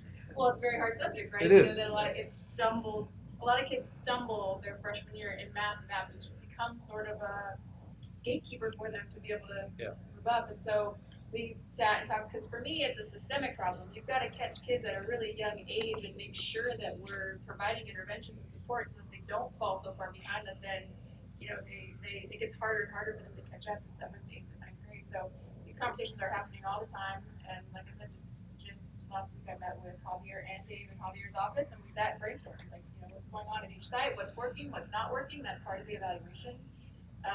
Both Dave and Javier had actual percentages of how many kids improved based on the interventions they provided, and so we talked, and some didn't, and then we went, oh, well, that's a problem. We need to change that intervention. So, those discussions are happening all the time. Well, I think, Michael, to go back to your comment about the private, I think what he was talking about was private education, not private sector. But again, we don't get to choose our students, right? I mean, a private school can say, you scored above this point on your SSAT or on your thing, and so we will accept you, and we won't take the struggling students. And there was an article in the paper on Sunday in the Ventura County Star about the LCAP and these schools who are getting money, unlike us, and that hasn't solved the problem. No. So it's difficult, I think. There are schools doing an amazing thing, though. One of the things that I showed Dave and Javier is, you guys heard of KIP? Sure. KIPs. So there's one that's Good guy, like him. KIP Academy. They go by different names, but they're all over the nation. And there's one in San Jose that's considered a comparable school to Nordoff. When you look back the way they used to do API, you can see your similar school, And so Demographically, I mean? Well, demographics are a little off, but size. There's lots of components that end up making you a similar school. But they have 73% low socioeconomic, right? So, and I want to say like in the 90% students of color, and they just have phenomenal results. They did back then on their API in 2014, I think it was a 900 API. So do they have more money? Probably. Do they have, donors? Well, their instructional day goes till 5, right? Their I was about to say, there's a however there. Yeah. So KIP, fair enough, but KIP was devised and divined by their founders to be just maniacal about test taking. Okay, that's what they do. Well, I don't want to suggest that we should do it. No, I'm just saying, but that is what they do. We should look at different strategies and ways that people are achieving. Well, I thought their strategy was 7 a.m. to 5 p.m. Yeah, well, it is. I mean, those kids who have no support at home are getting support. And right, but then you can do that if that's what you are about, right? If you're about academics, take tests, do well on the tests, right? That's the life of the kid. I mean, try in a normal public school setting. Kids have other life. Back to is the test score. Yeah, exactly. Well, it is, and that, Is that the goal? in that domain, it is, but it's also something that a number of parents want, right? And it will work probably with those components, right? More time and a focus on the whatever it is that comprises the API. Great. Can I address something about from the teacher's viewpoint? One of the things that's, I think, that Marilyn was pointing out by the three of us learning more about the LCAP is that teachers are one of the stakeholders for the LCAP. But I would say 98% of us don't understand what that means and don't understand, like, I read over the LCAP last year because I thought, wow, I should really understand this. And I kind of got it. This year, now I have much better understanding of it. And now, as the union president, I have that even greater understanding of my need to educate the members of the union so that they can recognize that they really and truly are a stakeholder, they really and truly should understand what those goals are and what that means. So I kind of feel like that's what you were saying, like, wow, these people are actually looking at the LCAP, because none of us ever really have.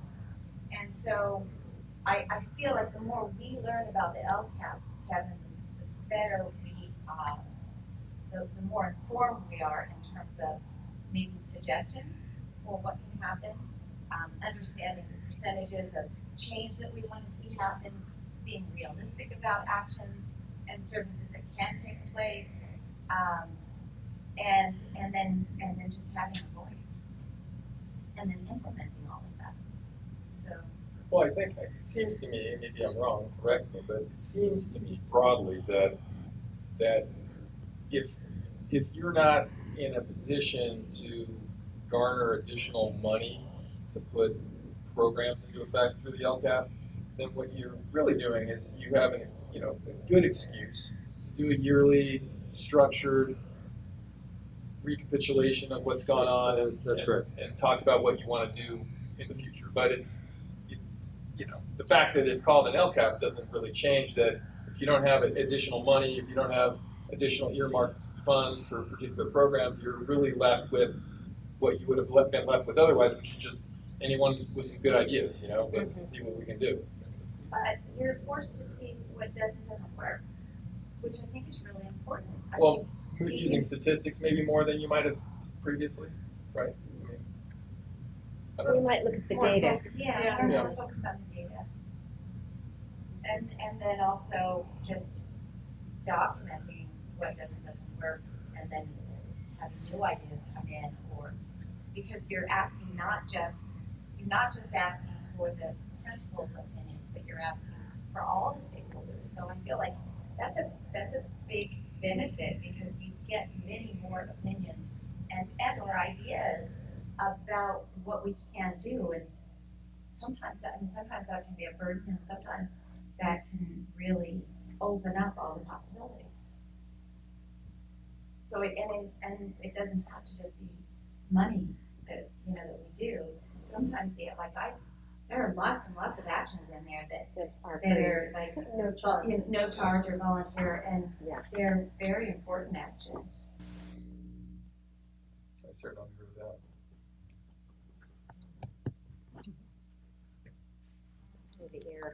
Well, I put it on 2 hours ago. Okay, so is there a motion to adopt the current LCAP or the 17-18 LCAP? Adopt the LCAP 17-18. I'll second. All those in favor? Aye. Aye. None opposed. Thank you, Marilyn. Congratulations. 7.4.2. Yep, sorry. Consolidated application for funding categorical aid programs action.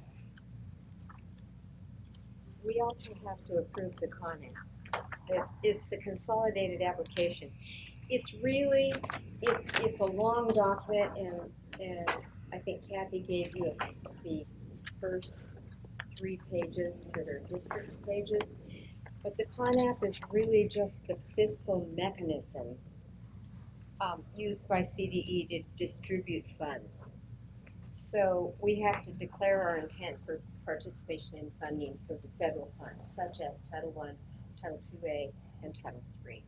So, and those programs, as you know, we get funding based on certain eligibility requirements for students. So Title III is for English learners, and then Title I is free and reduced lunch, and then Title II is professional development and class size reduction. We can use it for both of those. So that's what the CONAP is. So we need to take your word for it that we're doing all the things we have to do. Right? You're assuring us that the assurances. Yes, I did sign this. Yes. Well, I'll sign it. Your name. Or did I sign it? The authorized record. Yes. I'll move to it. I'll second. All those in favor? Aye. Aye. None opposed. Okay. I'll go PDF. Two more babies put to bed. Congratulations. 7.4.3, 2017-18 adopted budget action item. Well, I'll be brief and be open to questions, but the only change from the document you received on June 6th to today was a $109,000 increase in revenue that came from a dividend we received from Ventura County Schools Self-Funding Authority for work comp claims paid 10 to 15 years ago. They realized that they'd been retaining more than necessary, and so we approved it just last week. So very good news there. The other piece of good news I mentioned in my brief one-pager on the intro to the document is we do not have it included in this budget, but we did receive good news between June 6th and today, which was today the governor did sign the budget, and that included the legislature actually getting one win on the governor, perhaps the first one they've gotten when it comes to the budget, which was, if you remember last time we spoke about the one-time funding source that was going to be arriving in May of 19, maybe, if all stayed consistent between now and then, nearly 2 years out. The legislature was able to get him to change that to actually arrive in 17-18. So we didn't include that because we don't have the finalized number yet on what it will be on a per ADA basis. We believe it'll be between $350,000 and $400,000, and so when you add the dividend on top of that, we're actually looking at $500,000 in new revenue without any need for an offsetting expenditure, and so our deficit will be dropping nearly in half, going from the June 6th budget showing a $967,000 deficit to being right around $500,000 deficit for next year. Those additional monies, that's one-time money. Correct. Correct. I'm sorry. What was that? Feel better now? I'm thrilled. That's good.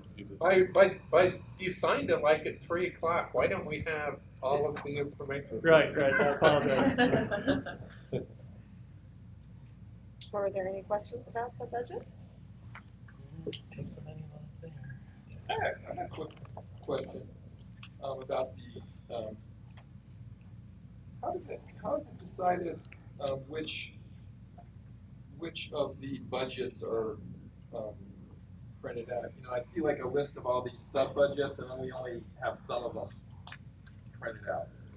So there are 1, 2, 3, 4, 5, 6, 7, 8 separate funds, and a student body actually has a number of accounts to distinguish one school from another, but 7 main funds, and so this document is the full printing of all funds that we have. But I mean, so we just don't have. I'm looking at this huge list here, and we only have a few of them. So we don't have a special reserve fund for other than capital outlay project. We Right. all these anything Right. not here is Exactly. Every fund that we have, every dollar that we have as a district is somewhere in here.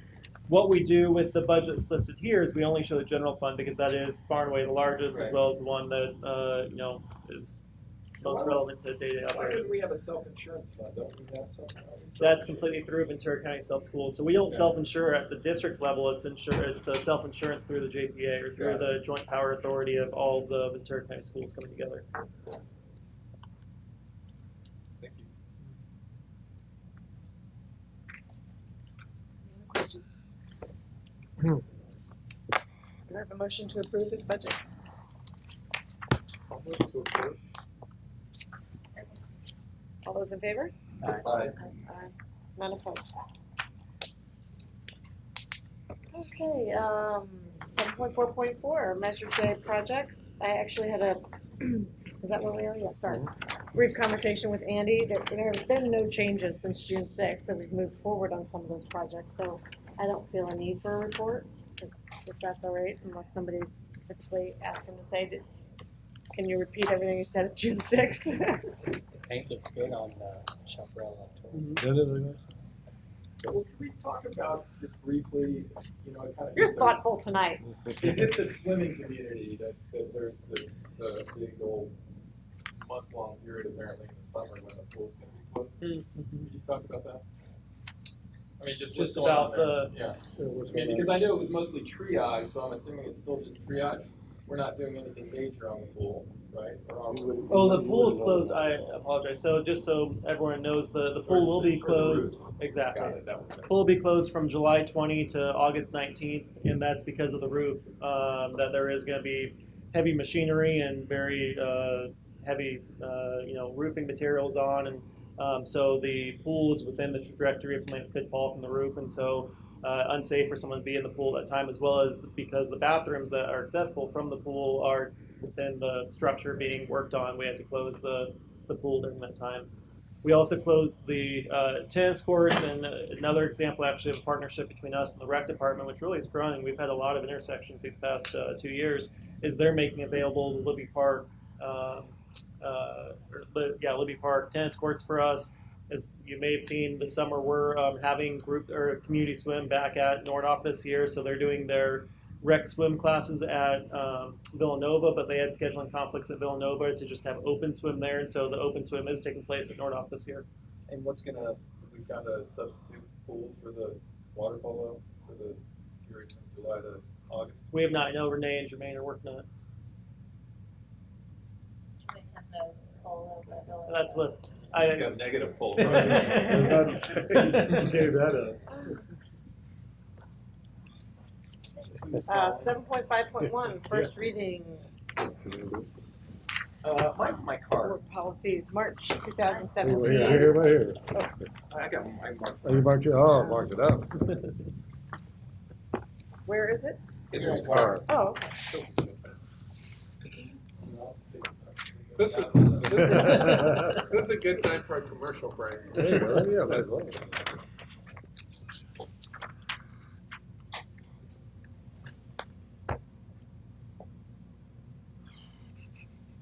Well, I full disclosure, I thought we were doing this when I was gone. And so I did read through it, but I don't have all my normal notes. But I know you just. Well, no, you can, well, we're not adopting tonight, right? So we still have No, August. I can come You have back. August, yeah. No, there didn't seem to be anything as I read through it. That was. That's what. That was, yeah, not yeah, the go ahead. top. You should have done that first. That was bad time.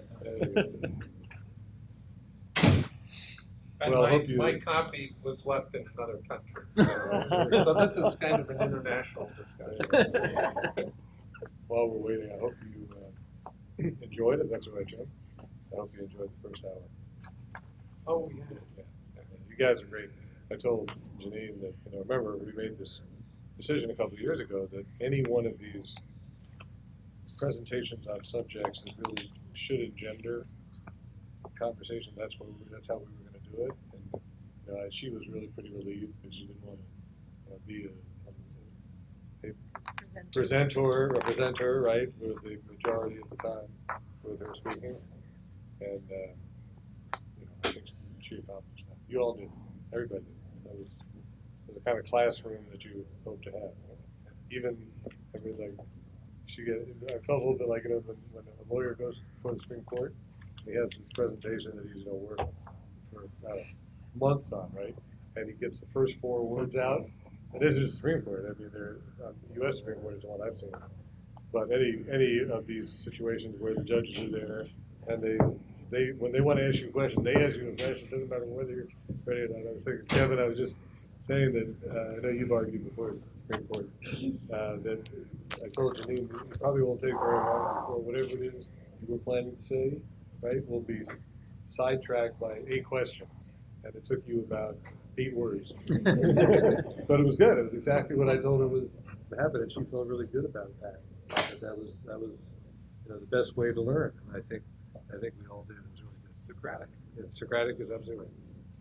Okay. Makes it a lot more entertaining. So I'm going to ask for any questions in pages 1 through 20. I have one on page 8. New. The board shall establish an English learner parent advisory committee composed of a majority of parents, guardians of English learners. So we need to plan on doing that in the fall, I guess. I mean, is that our COPA? But I don't. Right, think there- exactly. So we have a committee. What's new is that this is actually becoming board policy, but it's not actually going to change practice. The committee exists. Okay. On page 9, the public hearing should be held at the same meeting as the budget hearing. That's just new wording, okay. The board shall adopt the LCAP prior to adopting the district budget, which we did. We did, All right, yep. just making sure. We do that.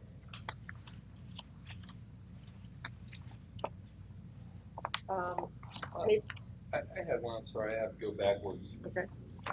You know, I'm sorry, I even have to confess, I sometimes think it's just a dizzying array of seemingly redundant statements that are under different categories. Yep, it is. So I've got a policy guide sheet reference at page 4, BP 6144, controversial issues, updated to provide that parents, guardians may be given an opportunity to opt out of instruction on controversial issues. Only when required by law, not discretion, blah, blah, blah. Is that an issue in our district for you? I haven't had it in 8 years. That's all I have. I'm just curious. Yeah, Greg told me that in his principalship there was one in a science class. Which is where it might likely occur. Mhm. Yeah, it might have happened at school level. It never reached my office. Yeah. I have one on 17. When approved by the governing board, superintendent or designee may impose a fee for the following. Do we do that? No.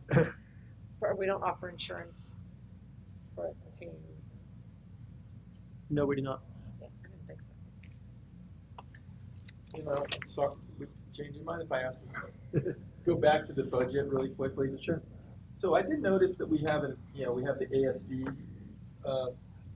budget, the account, so to speak. Yeah, I see. And I assume ASB is all money raised from parents and students and other types of third-party sources, not the district's funds itself. Correct. The objective is supposed to be ASB is student fundraise. So oftentimes parent fundraisers would be in the PTA and the ASB would be student driven. When I noted that some of the ASB accounts had all of them actually had surpluses at the end of the year, do we make any effort, or is it on a school by school basis? Like if somebody raises the money and their funds are part of the ASB, like music. Let's say music raises $50,000. We use $30,000 for music, but it all gets put into the same pot. Does somebody keep track of that so that like, hey, we know music, this is yours, not just the fund generally? You know what I'm saying? Do we can and we do. Yeah. Yeah. Like CME has its own, pot. and it might still have a surplus, but you keep that surplus for CME. Yeah, but we try not to, because really the philosophy is you try to spend the funds on the kids who raised it. We do talk about that. Right. So you want it to go to the kids that help fundraise it. Thanks.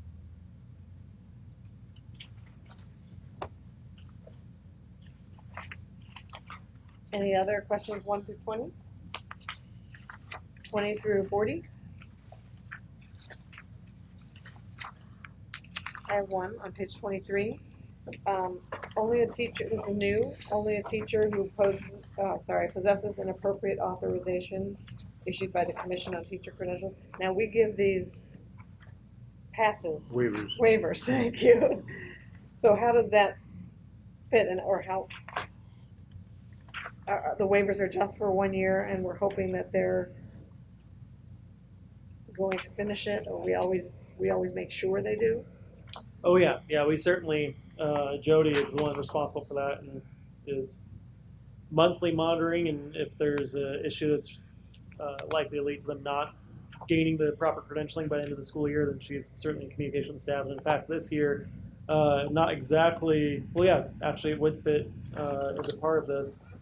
We had someone who was not able to continue in the role for this coming year because of not finalizing the credentialing element. Well, my question on this is really focusing on aides, right? So if you're pulling students, EL students out and they're working with aides, the aides are probably not credentialed. And that's always going to be an issue pretty much everywhere. The aide is delivering the instruction created by the teacher. So the credentialing applies to the teacher. The aide, however, is in a discrete location. And so it's never going to be a perfect situation any more than, there's some schools that you and I have had this conversation, right? I know you were concerned about supervision in play areas, right? And theoretically, you would always want to have a credentialed person. But realistically, it would cost a fortune to have credentialed people and only credentialed people in every location of the school. Whether it's bus duty or parking lot or lunch or playground, whatever it is. So you just have to, the principal becomes responsible for making sure that each of those environments where the credentialed person isn't there, that there's a credentialed person who's responsible for that environment. And in the case of instruction, you're going to have, depending on how many open classrooms you have, but there are always going to be locations where that person is giving. You and I were talking about that today, right? I know. Theoretically, it should be supporting what has already been taught generally, as opposed to completely new instructions. Is that fair? Fair? Okay. But shouldn't we modify the language of the policy? Well, this is teacher. This refers to a teacher. But don't we have waivers for teachers? Well, sure, but then the waiver follows. The reason you have a waiver is because there's an overarching policy that requires you to do the accurate thing, but then you need a waiver to get on. In other words, should we put, but we also do waivers? I think that would be more appropriate. Well, I don't know. I mean, we come to you. The only people who get waivers are the ones that you waive, right? So. Unless the waiver is provided. When granted by. Well, that's nothing wrong with that. I still worry about it. I mean, is it something? I mean, so when it says new, we have to put it in, right? Right, and this is a requirement by the CTC. So this is one that we do that we must adhere to. This isn't something that we have to, discretion over a may or a shall. It is a shall. But as Hank was just saying, the shall does allow for one to have a temporary waiver while we are for a limited duration as they are working toward the it's like that other, it's new only because it's the language is new. It's not the concept. It's new. I would feel better if it said unless a waiver has been granted for. Okay. No problem. Yeah, I can figure out what the ed code is that allows us to grant the waiver. No problem at all. It's embedded up here, and I'll add that. I have a question, Jane, on page 22, going back a little bit. In the primary language instruction includes both primary language development design to develop English learners listening, speaking, reading, and writing skills in their primary language and content instruction delivered in their primary language in any subject area. Is that something we do? Am I misreading that? You here. Here. Okay, yeah. So you're saying it should be in Spanish if there's That's how I'm reading primary that. languages. Or whatever their primary language is. That's new because of the new law. Right. Go ahead. That's just the definition. I'm confused Okay, about, it's so- not so- suggesting that you teach them their own home language. Is that what you're thinking it says? That's how I'm reading it. That's not what. Primary language instruction.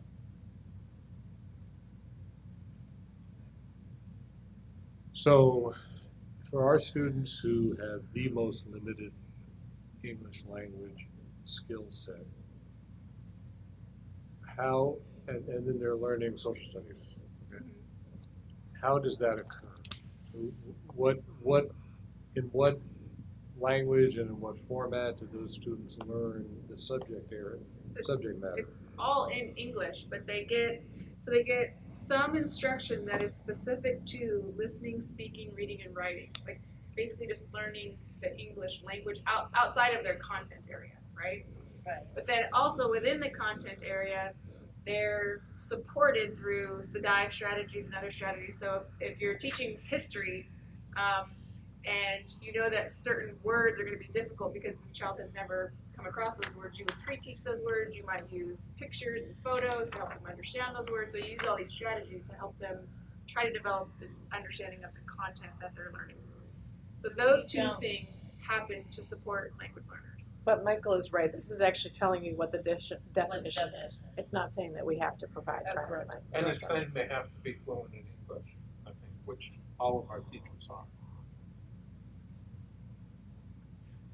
I mean, it's saying the teacher has to be fluent. No, this is staff teaching English language learners. Right. That's really weird. No, it's telling you before it gets into the teacher qualifications, and it's giving you the definitions that are going to be used in the next couple of pages. That's true. That's great. Oh, really dumb. We only get what we get. 40 through 60? Oh, okay. I have to remember what I wanted to ask though. On page 26. And maybe I'm not understanding all of this either. But there's this once per year request for volunteers to be trained to administer opioid antagonists. You see that? Second from the bottom. Employee notification. So that is so that's a new piece that will be added. So each year we do give a big packet of materials that go to all employees that meet all of these requirements of notifications. And so this is a new requirement that there will be a format coming out from the state of, wording that we use for the volunteers. An employee who's volunteering, we can't force an employee to undergo that training. They'd like to be a stipend position, but we ask for employees who, just like some of the other specialized healthcare duties or responsibilities. So we're asking for staff to volunteer to administer opioid antagonists. If it were necessary, right? Is that something that we have to administer? Do I not know what that is? Maybe I don't know what that is. What are we asking them to do? It would be like an antidote to That's what I'm heroin reading overdose. too. Yeah, but it would be like the But that's not CPR. something that we keep on Some schools hand might. in schools. Well, again, this is something new, so this would be something that we'd have to be. Well, my understanding of it was, like, some people, I don't know that we have any students that would apply for it currently, but some people take drugs to wean themselves off opioids. And so they might have a prescription for that, but per school policy, they wouldn't be able to just carry those drugs with them around school, so they would be in the office, right? And then somebody would give them those drugs during the day for their prescription. That's my understanding. Well, in schools, Cheryl, you would have situations where you have special medications. Yep, we do. So this would be a new one on the list. I think what she's asking, are we going to supply every school with that to get to? Well, usually you do it if you know that there's a student who is in need. But don't they bring their own? We don't know yet.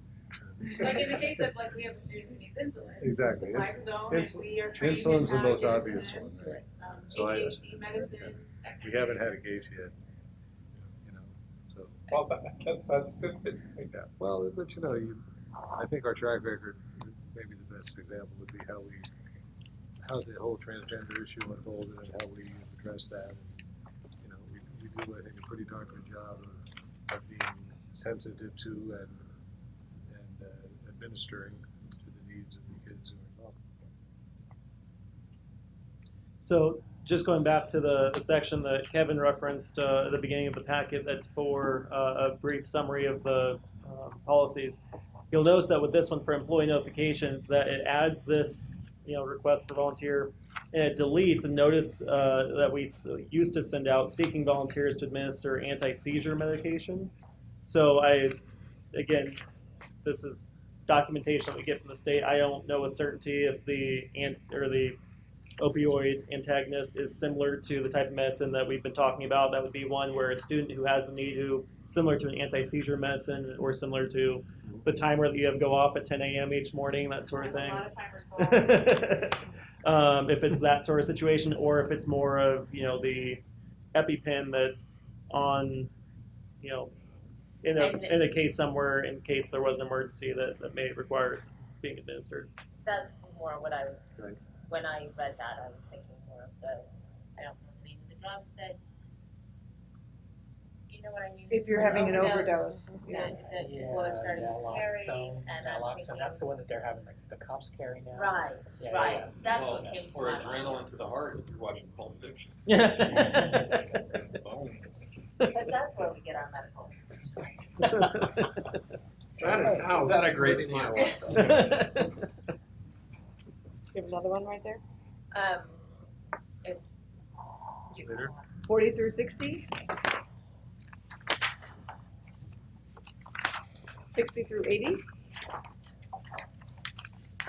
By the way, on the subject of the primary language, I did just look at the education code, and as you guys probably know better than me, we are required to provide instruction in overwhelmingly English. And overwhelmingly English, in quotes, is to be defined as by each LEA. So clearly, we certainly don't have an obligation to provide primary language instruction. Though we're allowed to now with the We new are law. allowed to, but it has to be overwhelmingly English. That was a big change, right? Yeah, that was, how many years ago was it that California adopted the opposite? That you were not Late night, or is it in the 90s? Yeah, it was well Prop way 187. before I came, I know that. 227, I think, combined. Well, I have these questions which were already answered by Janine. Oh, good. I have a question on page 66. That Academians, again, not students shall not be absent from school without their parents' or guardians' knowledge or consent, except in cases of medical emergency or as authorized pursuant to education code for a confidential medical appointment. Who does that go through? Who determines? Does that mean Janine is determining what a confidential medical appointment is? Is there any oversight for that, or does anybody just say, hey, confidential, don't ask? Well, no, the student would have to come, basically, right, if your child's sick, you call and say, my child's sick, I have a Right. medical appointment. So if the child has an appointment that they don't tell their parents about, Right. they can come. I imagine that would happen, it would happen more in the high school, obviously. That's what I'm assuming. And they too. would go to the office. You know, they But would is just- there any person that oversees, like, who do they tell? Who decides that that's, or are they able to just say, I have a private appointment, and there's no, how does that, I guess I'm There are just some asking how it provisions works. about that in here. Mhm. I mean, there's I think there's some notice that the parents are told that it's possible that could occur and that they wouldn't be given notice of it. But it's the It's question in the more parents' about rights. abuse of the policy, like, if I just say, I'm gonna go see the doctor, is anybody checking to see that they went to see the doctor? It sounds like that's your question. Is that your That's my question? question. Is there any, does it even I don't know. matter, we're just assuming there's no case, I just know I. Again, the default is that parents are going to be notified if there's absences. And As so, the absences so if increase. the child has a situation of where they're going to a medical practitioner for a situation they don't want their parents to know about, then obviously it's a highly sensitive and confidential matter. We would need that person though to in some way communicate, which they would if they had a situation where they said, I do not want my parents finding out about this. It's going to come to likely a counselor would be most likely, or it's going to be to another administrator, and then we will work with them on that communication and to make sure that we maintain the student's privacy in that very rare situation. I mean, just frankly, I can't imagine that provision being applicable to an 18-year-old. I don't know how it's been possible. Okay. It's not. And student is somehow defined somewhere as to not include an 18-year-old. They just, this student, you do not cease to be a student, obviously, when you're 18, but when you're 18, then a new set of opportunities accrue to you, right? You are, and this is one of them. That once you're 18, then you still have to operate within the rules of the school, high school, but you do then obtain a set of opportunities that you didn't have when you were 17 or not quite 18. Well, what's odd about it is that the note above it Right, references says minor, minor. students. Yeah, well, there- Let's just I was add minor reading it students. minor So students. We did let's insert put that. minor in there. Okay, We did something tonight. that would be when you're not a minor anymore. Well, and out of curiosity, are we advertising this to students? How would they ever know that they There could do that? are a lot of things we don't. It's in, All they have to it do is in the read parents' this rights. policy. It's in the From parents' beginning to- rights notification book that goes out to families. Yeah, it is in the book, Okay. or will be in the book, yeah. It is. It's new. It's After they read the outcome. I could show you guys a newspaper article from 1980. My senior class walked out of our school because they had decided, the school district had decided to start reporting absences of 18-year-olds. It's just an FYI. And the seniors were outraged, and we went to the beach to show how mad we were at the beach, and we talked about it. What time is it? Saratoga. Yeah, how close is that to Berkeley? Far from Berkeley, it's actually pretty Silicon Valley. Basically. Silicon Valley, okay. Joe? Another one? That's No, quite but safe. Okay, pages 80 through, let's just do 125.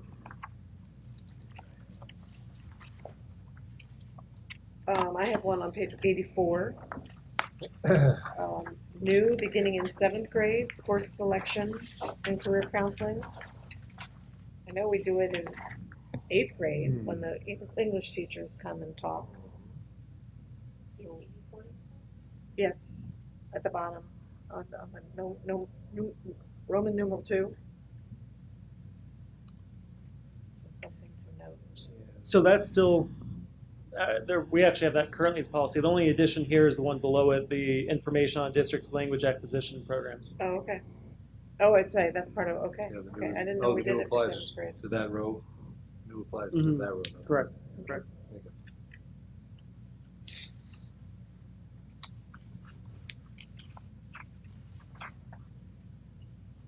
But I mean, on that subject, I'll say, I do think that there is potentially a real big discussion at high school about potentially increasing the amount of contact with parents. I mean, it's just been shot, we don't have major issues, and we are more, we're not just waiting for someone to reach out to us, but it's kind of, it's obvious to those who, I guess, to whom it's obvious, but to just a parent who's used to, elementary school, middle school, suddenly your kid's in high school and you're expecting, well, if there's something going on, of course they'll let us know. And not really. Not really. I mean, we've reached out on a couple of occasions, but I just wonder if there's an opportunity there, particularly with the kids that are struggling, to not take so for granted the idea that you're in high school now, so it's all you.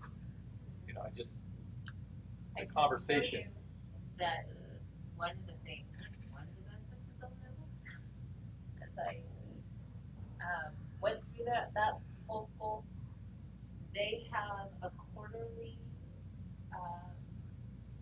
conference night, and parents go, all the teachers are there in the gym, and you go and you meet with every single one of your students' teachers and get a face-to-face report as to what's going on. And I can't tell you how incredibly valuable that was. And that's when I would get that kind of information as to what's going on. And teachers would say, hey, what's going on? I said, well, girlfriend on the scene. And they're like, oh, now I get it. And, so we have that opportunity to be on the same page. How you would do it in a bigger setting, Well, there used to I be have no idea, but teacher conferences. at the high school level, Not anymore.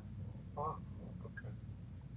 Not when I taught there. No. We have I don't. conferences at high school, but we do send out a progress report for Mhm. DNF students intermittently between the quarter, or at least we did when I was But Or that, maybe it again, was a back to so school. that's still just it's Back to school. a tiny piece, and when you have a student that's not a DRF student, and you get a progress report for, all the students get a progress report. And you have constant but access. that doesn't necessarily tell you really what's going I on. like this idea. I don't know how to make it happen.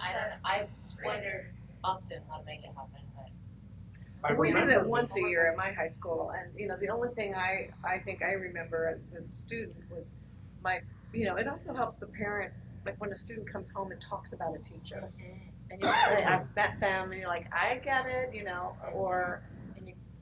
help a little bit. My experience as a teacher, we did it once a year, and I remember walking away saying, "Oh, that's how the kid got to be that." Well, I know my that's best. And it wasn't negative have that particularly, but it response. was just revealing. It's very different. And that my experience was, for example, the progress report issue. I get my kid's progress report, and he's got an A- in his math class, and I'm thinking, well done. And I go and talk to the teacher, and the teacher says, he's got an A- in this class, and if he doesn't pull that up, he's not going into AP calculus. And I'm like, whoa. I had no idea that was the expectation. So understanding from a parental perspective what the teacher's expectation was huge.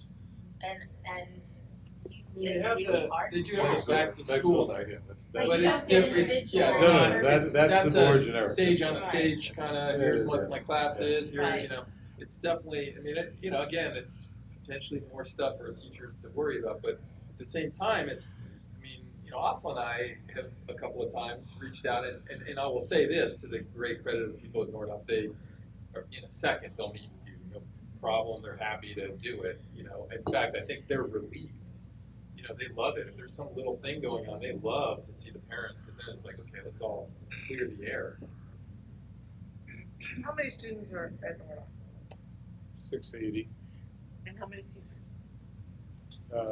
30 full-time equivalent, 45 or so altogether. Well, can't do that in the evening, You you would have a person. potentially though have a teacher on a given night with 100. Oh, yeah.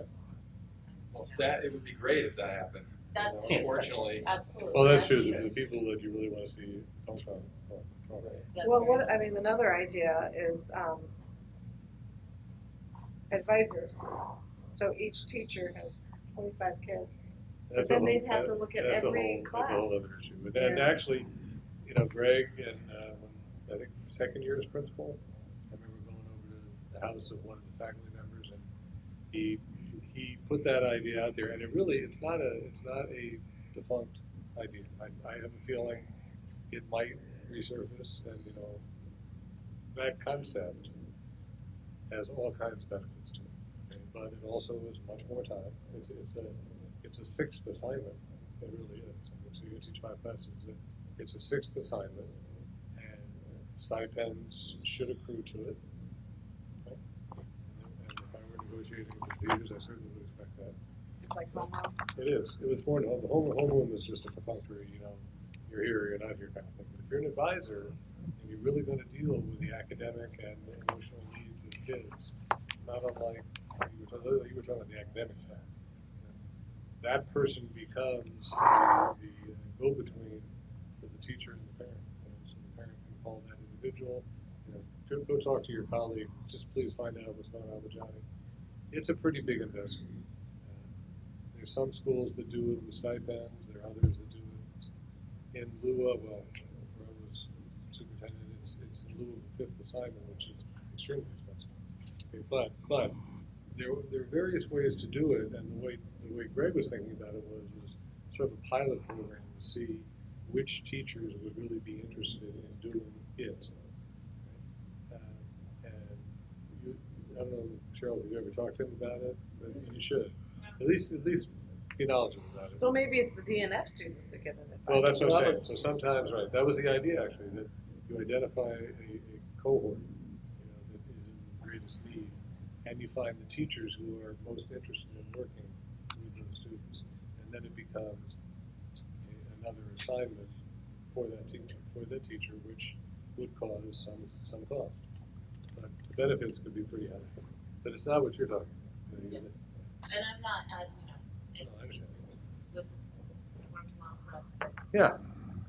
Anyway, it's worth. I wonder if it work in the form of like in college where a professor has office hours. Like if 2 or 3 times a year you have like from 6 to 8, the teachers are just in their classrooms, maybe working or whatever, but it's like stop in time if any parent wanted to come in and yeah. I don't know how people would come. That's and another the problem, format. That's another format. Usually it's not the ones that you really want the parents to come in and ask. Or you can imagine, I mean, You if can you're write going to achieve the greatest difference, probably would not offer it to everybody, but offer it to the struggling students. We agree. We agree. And their parents And too, by 'cause otherwise invitation, you'd have a line out the when you, door. invitation, I was thinking, invitation I was matters. daydreaming while you guys were having that conversation. Invitation matters. Page 95.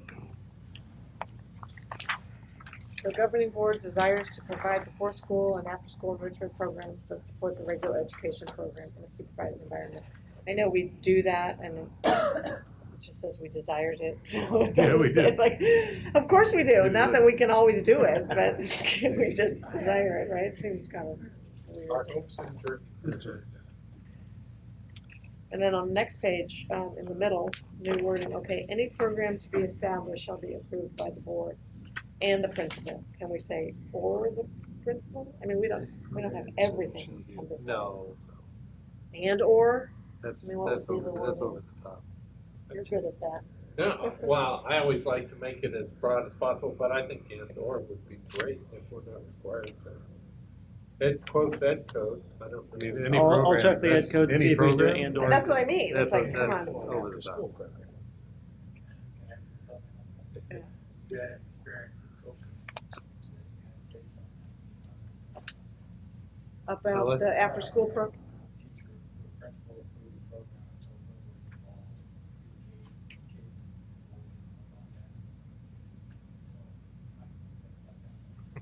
This was years ago.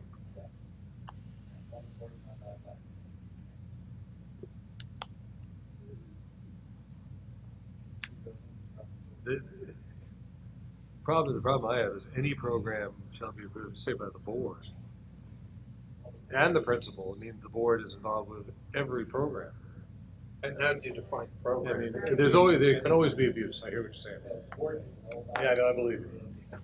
Yeah, I believe you. Yeah, I'm sure that caused a significant response. It's just not realistic. It's not realistic to say Does that it have to be the board? Maybe it's approved by the the superintendent. Yeah, that'd be fine. But then there are a lot of programs like we hear about in each schools when they do this site, single site plan, where they're great things that they're doing, and we can't micromanage Well, but everything. it has to be approved, right? I mean, so theoretically, they couldn't do it until you approved it. Well, that's not true. You could approve it after the fact, but it's just not realistic. Everything that happens can't be approved by the board. I think it's a good point though that, I mean, when matters come up, we ought to talk about it when it's a problem. But What just do to you think? clarify, so this section, this policy is related to programs that are specifically seeking a particular funding source, a categorical funding source from the state, related to after-school programs. So those funding sources are ACES, the After-School Education and Safety Program, and then the 21st Century CCLC and assets. And Okay, so it's those only for programs. those So three it's only those? programs. It's those three programs. If we were going to be, I think it's offering a program that thanks for Okay. bringing us back to reality. That's good.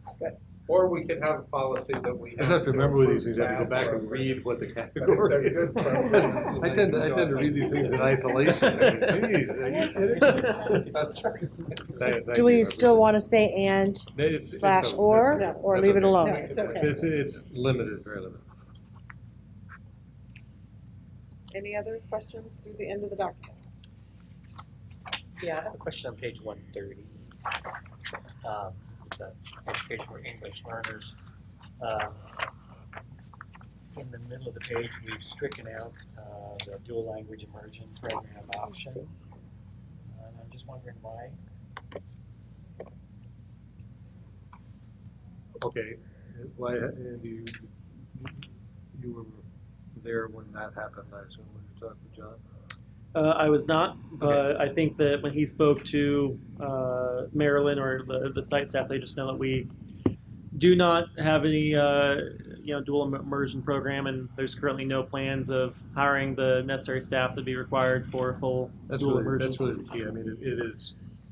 It's a very hot topic right now. It really is, and there are some districts that have a more typically a more intense Hispanic Latino population numerically than we do. And some of the schools that offer it within that kind of demographics are in great demand. Okay? But it Well, doesn't. it's people with, like me, with children who don't speak Spanish. Exactly. That want to do immersion. No, that's correct. That's correct. Yes.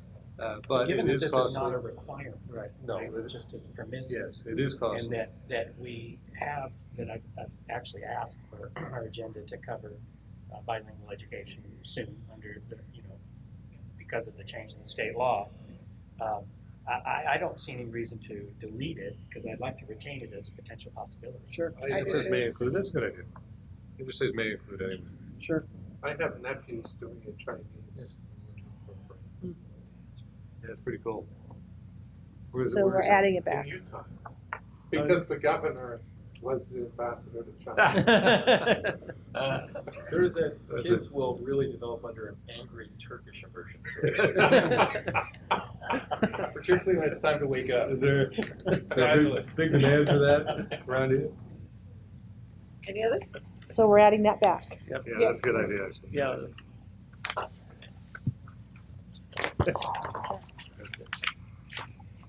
Ah, 7.5.2. Here we are. Update on issues involved in the city of Ojai's stated interest in leasing all or part of the district office property. I'll give you my update. I have not heard, a couple of board members asked me, I have not heard anything from Steve specifically delineating the data that he referenced in his letter to me that the city wanted to see.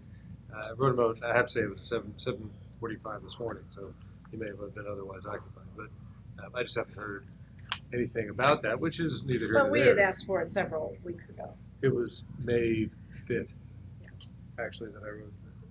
No, wait a minute, that's wrong. Let me give a second.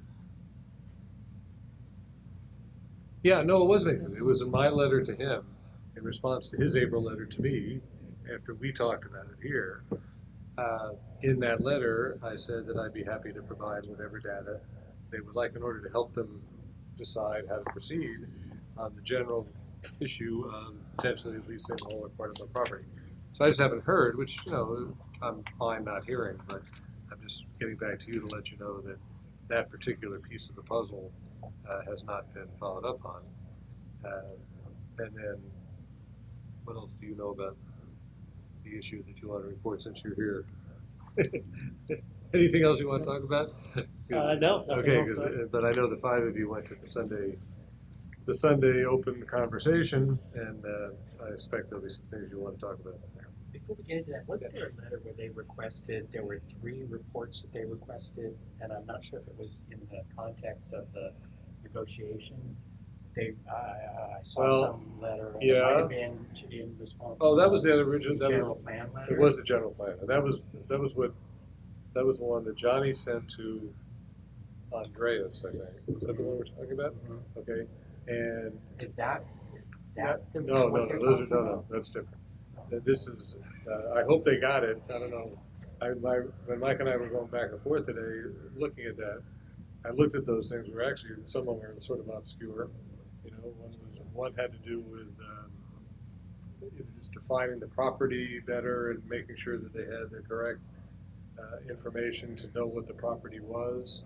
And I said that my reaction was, if I ever see something like that, I either ask you to follow up on it. But I did not see anything. if we didn't do it, they didn't say to us, where is it? I can tell you that. Okay, so, but now that I've seen it again, I'll make sure that they received it. I don't want them to feel that we were not being responsive. I think usually we get those documents from the city. Yeah. I don't know. Anyway, there's been a number of letters back and forth. To me, the issue, I'll just say one sentence worth. The issue is going forward, what's the optimal way for the city and the school district to link on this, work together. And it's not that easy to answer. It's just not that easy to answer because the last thing we said to them was, if you have something that you'd like to present to us, you're still within we did agree that early August, 4th or something like that, was the end of the 90-day period. So there's still time, right? There's 6 weeks. And my reaction to the Sunday conversation was perhaps that was a way to give them information that might help them answer the question that we've asked them. Okay? But you all went, so floor is yours. Right, well, I assume I unfortunately didn't watch the city council meeting where they discussed that, but my understanding was. Oh, having the meeting? Yeah. Yeah, that was, Right, so there was 2 members that were supporting it. I assume the other 3 voted against it. No, I didn't vote against it. It was an information piece where. Because I know I heard at one of the meetings, I heard Councilman Haney say, well, we don't have the money to do anything. Oh yeah, that's different. I was just talking about the meeting. Right, but so I thought, well, maybe that meeting was about, yeah, are they trying to get the community to somehow input funds into the city if they want this to be a city held property? But that was not spoken of at all at that meeting. There seemed to be a little confusion, I think, as to where we are in the process. There were a lot of remarks that I was sort of sensitive to about working with the district and all those kinds of things. And it didn't seem clear to me or being clear to the audience that the stage that we're at right now is for various public entities to decide if they want to do something with this property, right? So we're not at the working with the district stage because the question that's pending is, does the city want to lease this property? Right? So it's up to the city to say yes or no and to say what they want to do with it and to come up with a use that is going to convince the residents of the city to cough up the cash because, as Randy pointed out toward the end of that evening, this is about money. It's not just about a piece of fallow property that's sitting there looking for a use, right? So there were a lot of interesting ideas, but I thought not many of them would actually yield revenue. And the question is, I mean, the idea about an incubator, right? Like, intriguing, wonderful idea. Who's going to pay for it, right? I didn't hear any of that. So I'm not sure where the city is right now. I think there was a gentleman who stood up and said, if you have an idea and you say this is a great idea, how does it take the next step of, is that idea viable on this property? Who would fund that idea? Would that idea create money for the district, which is what the district needs?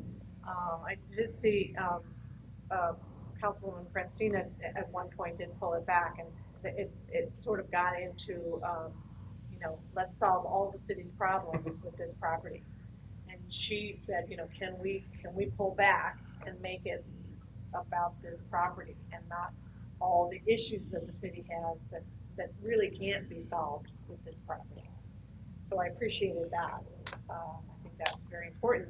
And remembering that one of the issues we have is not enough funds for our school.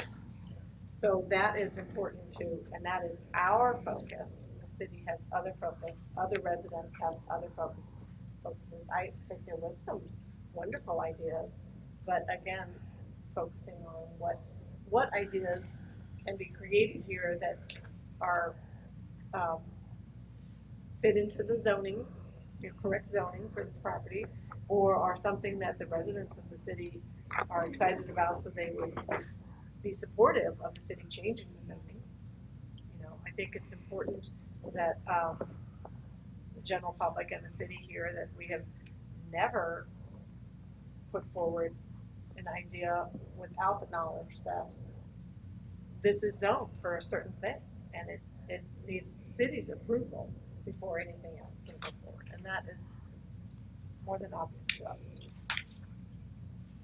Just generally, Sundays seem to me like a brainstorming session, a community kind of gathering to to discuss what could be done with this property if it were available to do anything with. And I mean, I felt like I expressed my opinion publicly and privately that I love the idea of having that conversation. I just don't think this is the right time to have that conversation. I think we're in a procedural process to try to find out what, if any, opportunities we would have to create revenue with this property. And until we have something on the table, I don't know that there's too much to talk about. And then once we do have some opportunities on the table, I think we ought to be very aggressive about inviting the community to discuss those opportunities. But as I felt I expressed there, and as I've expressed here a lot of times, I just, I think it's a conversation the community should have with the school board until we have something to take to the city where we need the city's permission. But having a dialogue throughout is fine with me. I mean, I don't think I've ever once in my life told a city council person I didn't want to talk to them. I've talked So to that all was of your them. first time? I actually do have one concern about that, is that I learned afterwards that there were members in the audience who had been invited, like they had received an email invitation, and I did not get one. My None of us got concern one. is that- and Facebook invite. and my concern with that is more in terms of the historical commission. So they have made a recommendation for this property, and I think it needs to be, for us, we really need to drive our desires in terms of that. Obviously, if there's restrictions on this property, it's going to be harder to develop, and I'm afraid that the city won't notify us that they're putting that on the agenda. I mean, if you are a property owner and you own a house that they're going to make historic, I would assume you would get a letter in the mail saying your property is going to be on the agenda tonight. And that needs to happen. Yeah, I totally agree with you. I would suspect that we would not be notified, and I think that would be wrong. I think if we have a consensus, I think we should state our feelings. I personally, to make the gas pump a historic landmark in the city of Ojai is ridiculous. It's an old pub. It's an old pump. But I think it also includes a skate park. I don't think the skate park or the bus stop are necessarily historic landmarks. Right. I mean, they're old. By that definition, I'm a landmark. But there's a container out there. I don't think the container is a historic landmark. I mean, I think there's some things that are not appropriate at all to include in that, if anything is appropriate. You know, in a prior city council meeting, when they were having this conversation, one of the council members asked Matt Summers, what if an owner doesn't want the designation? And Matt said the city theoretically could try and force it on them, but they've never done that. Well, and I feel like we were assured both publicly and privately that they would not do that. That was exactly what generally the city council said at that combined city council board of education meeting in June. And I feel like if they were to do that I think the community should know. Well, they're not there yet. They're pretty close. Question of, I mean, that's already gone from the historical commission Oh, to to the the, city. yeah, it's been recommended, but they haven't taken any action. Just want to remind you, I had to remind myself, okay, so the chronology was that on April 14th, I had the dates right, on April 14th, we received a letter from Steve McClary indicating that the city council designated 3 people to be the negotiating team. And then we talked about it a bit, and I wrote back on May 5th, and I was really quite, I remember myself quite direct, and I know, Andrew, you have a copy of this, said that the board does not support sitting down in a negotiation session absent any specific concept for what the city is contemplating for the lease of all or part of the property. And then I said, and Steve said to me, this was part of our conversation before I wrote this letter, he said, I understand that, and he understood why the board would want a definitive statement about the council's thoughts about the property. And then he explained this, for the city to inform the board about any concept, the council would need certain information from the district. And then I said, I propose the next step is for you to specify the data you were seeking. Okay, that was 7 weeks ago. I mean, I realize people have stuff to do, and that's fine. And I did ask, I've talked to him since then, so he's not a guy that withholds stuff. So, you know, if he knew what those data were, I'm sure he'd tell me, and I'm sure we'd give it to him. But I haven't heard anything.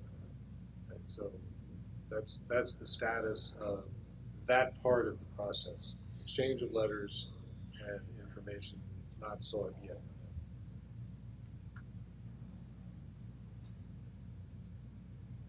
Well,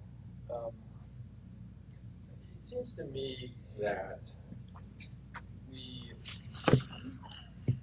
on the school board have to accept that this will be one of those issues in Ojai that will be one of those issues in Ojai. And that's just the reality of it. And I think we should, I think to be as productive as possible, we should avoid any sense of a turf war. And I think we already have. The funny thing is all of us have said effectively the same thing. There may be some people that just love the controversy, so they can't let go of it. You know, Thane, I thought you spoke very well to the issue of the surplusing of the property as an iterative step that could be reversed, that we felt like was necessary, particularly emanating from the 7-Eleven committees. And the 7-Eleven committees, of course, were fixated on resources in the district and wondering whether this resource could be so almost repurposed to be a source of money. So of course that's where we're focused, because that's effectively what the charge was to us. But I think that we are unrealistic if we think this is going to be some clean line from one to the next. It's going to be herky-jerky, and there are going to be community meetings, and periodically people will have to be reassured that nothing is happening behind closed doors or otherwise not in a transparent way. I think it's unfortunate, and I don't think that our letter was received as like an edgy missive. But at the same time, I think from our perspective, we've all said it over and over again that our first question is what can be done potentially with this property that could give rise to additional resources in the district. And thus, that's where we're focused, and it feels like we probably will have to go through a process that's not that before we get to that, but we will eventually get to that. And then, it's kind of echoing what you said last meeting, Michael. You said it really articulately. I don't remember exactly the words you used, but you kind of said, I think the first thing we have to do as fiduciaries for the district is ask ourselves, how can this property, to the extent it's going to be used differently than now, be used in a way that will benefit the kids? It's great to talk about affordable housing, and maybe that has an effect on the kids, of course it does, but still, the first and foremost question is, what are the options? One, what are the options? And the real options are only options if the person proposing the option actually has the resources to make that option occur. And then once we have those options, we, as a great board, I'm sure will do a great job of vetting those options, and the community will be involved. And then if in fact we decide those options aren't viable, or a monetary option is not viable, then we go to other potential ideas. more community-based, more not directly from this point to that point in terms of helping the kids in the district, but still having some benefit. But I just feel like as much as we talk about it or think about it or wish it could be different, I think what's going to end up happening is we'll have a lot of misunderstanding and a lot of concerns. But when August comes around, hopefully we will be in a statutory position to take the next step, and I think we should. I think that's a good way. I mean, I hadn't thought of it. It's like the 7-Eleven committee, right? They met and they met and they met and they met, and it wasn't until they said, we recommend closing Miners Oaks, that the community came and said, no, don't. Shared their thoughts, shared their concerns, the big meeting, right? So I think what we're thinking is the same thing. We have had the city come forward and say they want to put affordable housing here. I'm just making something up. And now the citizens can come forward and say, no, we don't want 100 apartments on that property in the center of town, right? Or the city passes on it and we have a developer comes and they say, I want to put a water park there or whatever. Then the community comes forward and says, that's not what we want, or this is what we want. That's the process that we're used to. And it usually, you don't get a representation of the community until you have something like that for them to either oppose or agree with. I mean, that meeting had 50 people at it, and there was 3 people under the age of 50 there. I would say a third of them were like partners, like a family. So basically you had about... Shelley and who? Because I'm 55. You and Shelley.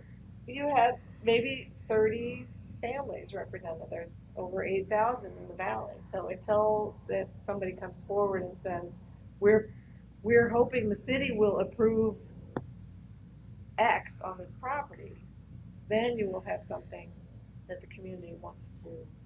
So it sounds like the group that attended the Sunday afternoon meeting was similar, I won't say the same as, similar to the group that came to our May 22nd tour and conversation, right? I would bet there are interested people on this subject. And we did have that. I thought that was a really good 2.5 hours. I thought they did a great job setting up the tour, and then we had an interesting hour plus here, right? Yeah, and you got a few more ideas there, which was interesting. I kept thinking, well, this is a meeting for developers to listen to, right? Developer go, oh, that's what the city wants.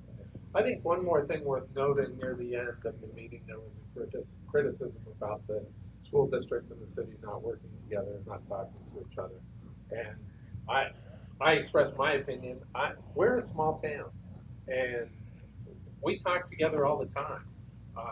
Whether formally or informally. I talk to people on the city council fairly regularly, informally, and I don't feel at all that we're fighting each other. I mean, we have a total realization that anything that's going to happen here needs to be approved by the city and supported by the city, and so. To be fair, if that's the right term, a person could reasonably conclude, it's not accurate, but could reasonably conclude the fact that they had a negotiating team put forward that we said we didn't want to meet with the negotiating team until we knew what the negotiating team wanted to talk about, right? I guess someone could infer from that we're not working well together. But all we're saying is we'd be happy to sit down. Just tell us what it is. What's your proposal, as opposed to just coming into a room and starting to talk. Well, if I could just add one, I think the perspective that may be missing from a lot of people's understanding of where we are and how we got here is that Michael used the term. It's not a fallow. It's not that. Some people seem to have the idea that we just kind of got my idea, like, you know what? Let's do something with that district property, like what, and from our perspective, it's driven by a much more orderly process having to do with resources.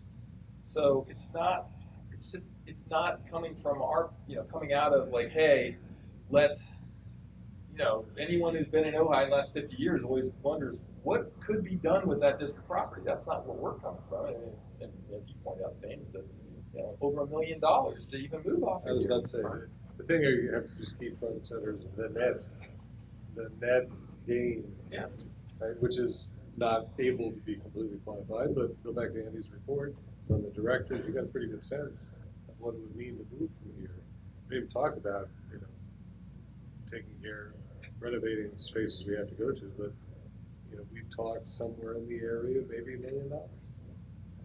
You know, one of the things that people seem to be concerned about, and that somewhat, I think, underlay cause or the meeting, was a fear that we're going to move forward without talking to anybody, and that we haven't had any public hearings about this, right? And that's kind of why I keep saying we have to understand where we are in the process, right? Because we're not in a process to be doing an RFP or any kind of research on an RFP until we've cleared the public institution hurdles, right? So that's where we are now.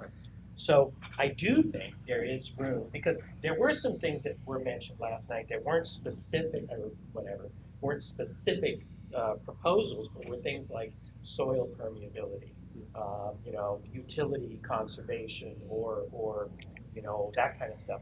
Those are the types of sort of constraints, for lack of a better word, that I wouldn't mind having a conversation about before we do an RFP.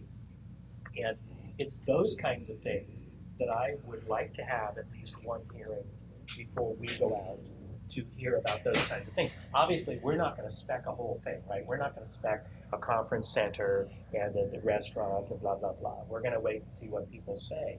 But there are certain things, I think, that we can safely say we're going to want to see on no matter what it is.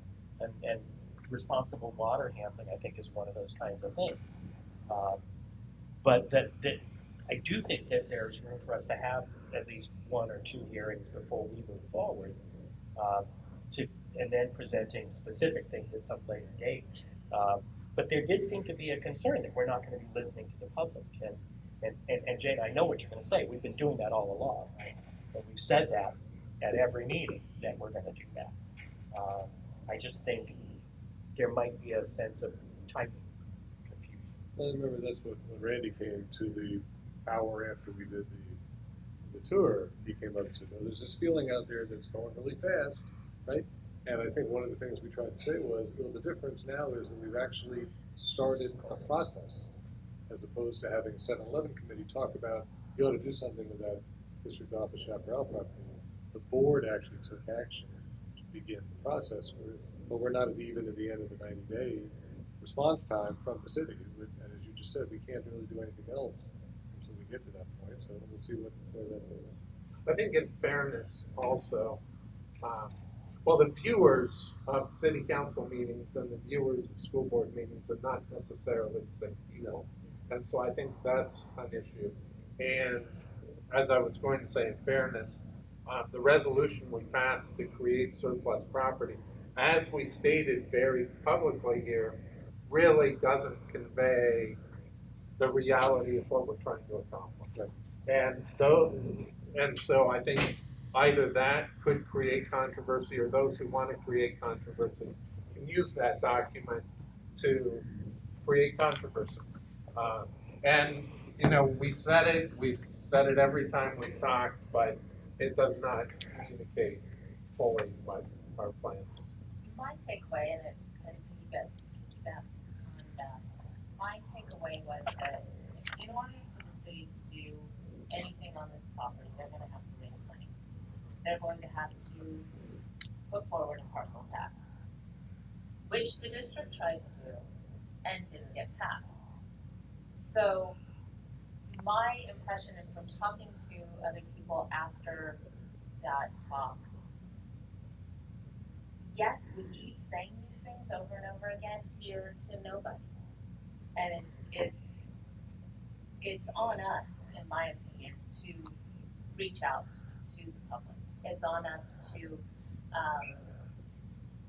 perhaps have a regular dialogue through the paper, rather than just through reporting, but through our own words, to reach out and say, here's where we're at, this is what's going on. Or we're having a budget meeting and this is what we're discovering in our budget, and have a more of a dialogue that invites people into, it presents opportunities, Jane, for that moment of, wait, I don't like that, and bringing people into those conversations. But until we go out there and say, not just one-on-one, but more publicly, where we're at and why we're having these discussions and what the thinking is, and hey, by the way, you can support us through a parcel tax rather than changing anything. If you really want this educational institution in downtown Ojai, there are other ways that we could do this. But I think we keep sitting back and waiting, and it's on the website, which again, somebody has to come to us to see. And I think we need to find a way to go out more publicly. That was my takeaway. The mayor and the school board president can have a weekly debate in the newspaper. Well, I have a somewhat pessimistic prediction. I think it's very possible we're not going to have anybody interested in the end. Honestly, because I think that somebody to make a true credible proposal, it's going to cost significant money, and I wonder if a person looking at the totality of this picture is going to really want to spend money trying to do that. I don't know. There's a lot of money to be made if you do it right. If you can get the city to run online, Right. how do you want to make that? Because the public, this current zoning designation is not going to be compatible with anything commercial. Right. And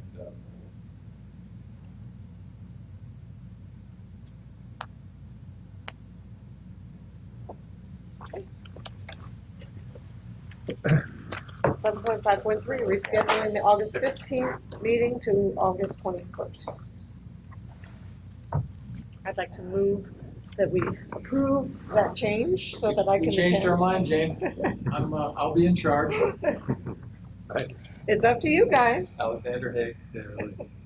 I'll move for approval. Second. All those in favor? Aye. Aye. None opposed. Thank you. We'll schedule a farewell event that night. Wait, this is our last This is, meeting with you. Yeah, I know Andy really wants me to postpone my August 17th date to August 21st, but I'm not going to do that because I picked August 17th for a reason, because I didn't want to make it 8 years. So this is my last meeting in this chair. Oh, glad I didn't realize that till just now. Yeah, there you go. But I'll talk a little bit more about that in the superintendent's report, which is like now. Right? Are we there? Yep, we okay. are. All right. So it is that, and I did a little math, and I'm sure it's not accurate, but if your 8 years on top of the previous 23, for some places I've been, there were 2 regular meetings a month. One of the many things I've loved about Ohio is there's only one, because well, I tell you, when you have 2 meetings a month, Kathy can imagine this. You basically are starting the next meeting the day after you finish the night of the meeting. But that anyway. So I had a lot of 2 regular meetings, and I can't even tell you how many special meetings. But I got well over 1,000. So let's call this somewhere over 1,000 meetings sitting in a chair like this. And I also told you in my notes that I have things I do want to say about the 8 years, but that would be more appropriate for August 21st than tonight. But while I'm officially still in the chair, there are really just 2 things.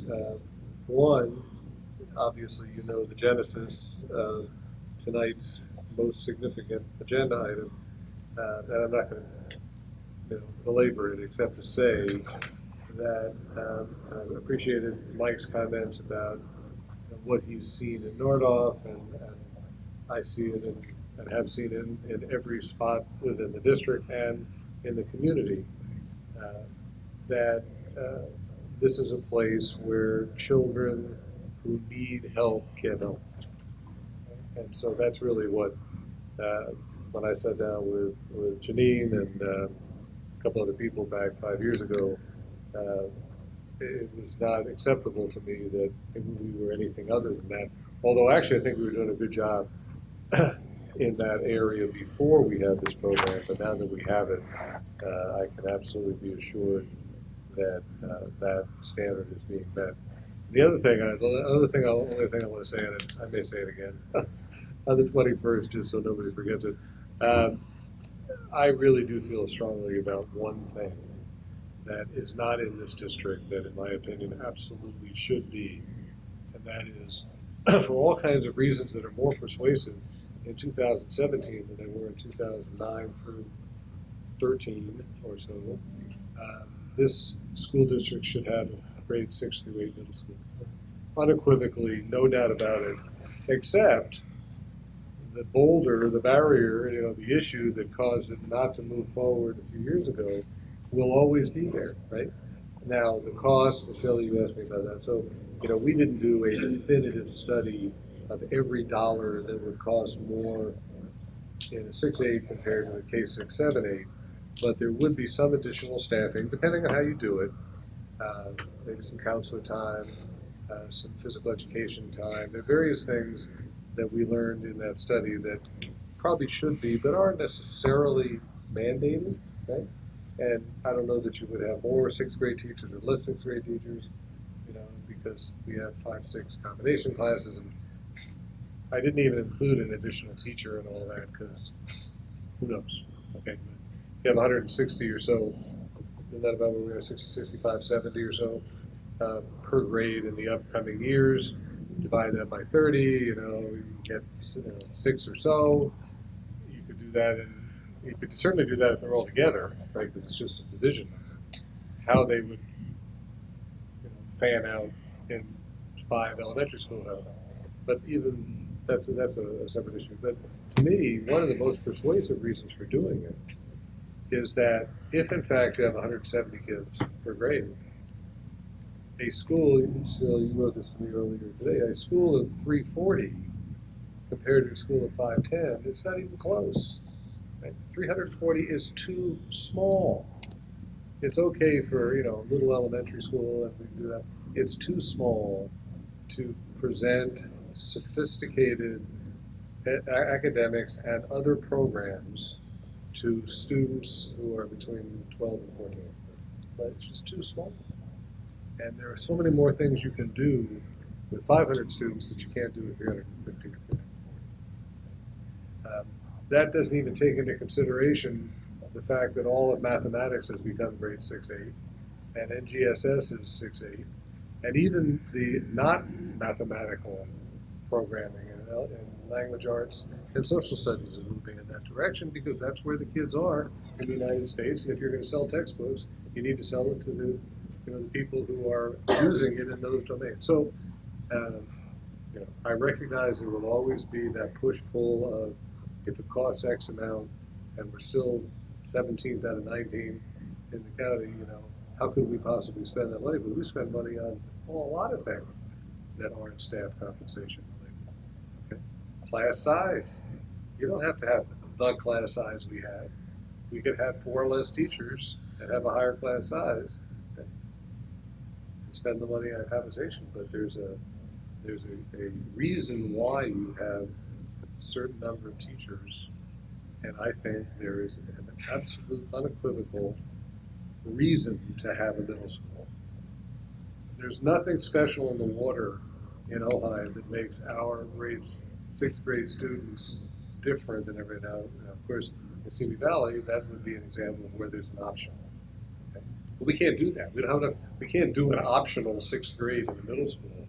Right? What happens if 40% of the kids take it? How many kids do you have? 80? 60 or whatever it is. You can't do that. In a school district of 20,000 kids, you can do it. Right? It can work. So I think that's an issue I would really hope is, take a look at the report that we did, reassemble the group, see if it's still a good idea. I think, like I said, I think it's a more persuasive argument than it was several years ago. Maybe I'm wrong, but I think it is. And I would just hope that the board would tackle it the same way that it tackled the elementary school organization issue. So maybe you'll tackle it and you won't make a change. That's a decision. You made a decision in elementary schools. I think a decision should be orchestrated formally to determine whether or not starting in 2018 or 19 or whatever, the sixth graders will be at Matilla and will continue to be in elementary school. So that's sort of my parting statement as superintendent. And I'll have thoughts 4 days after I'm not superintendent, just a little bit more reflection. But this one is one I wanted to get in the minutes, while I still had a title.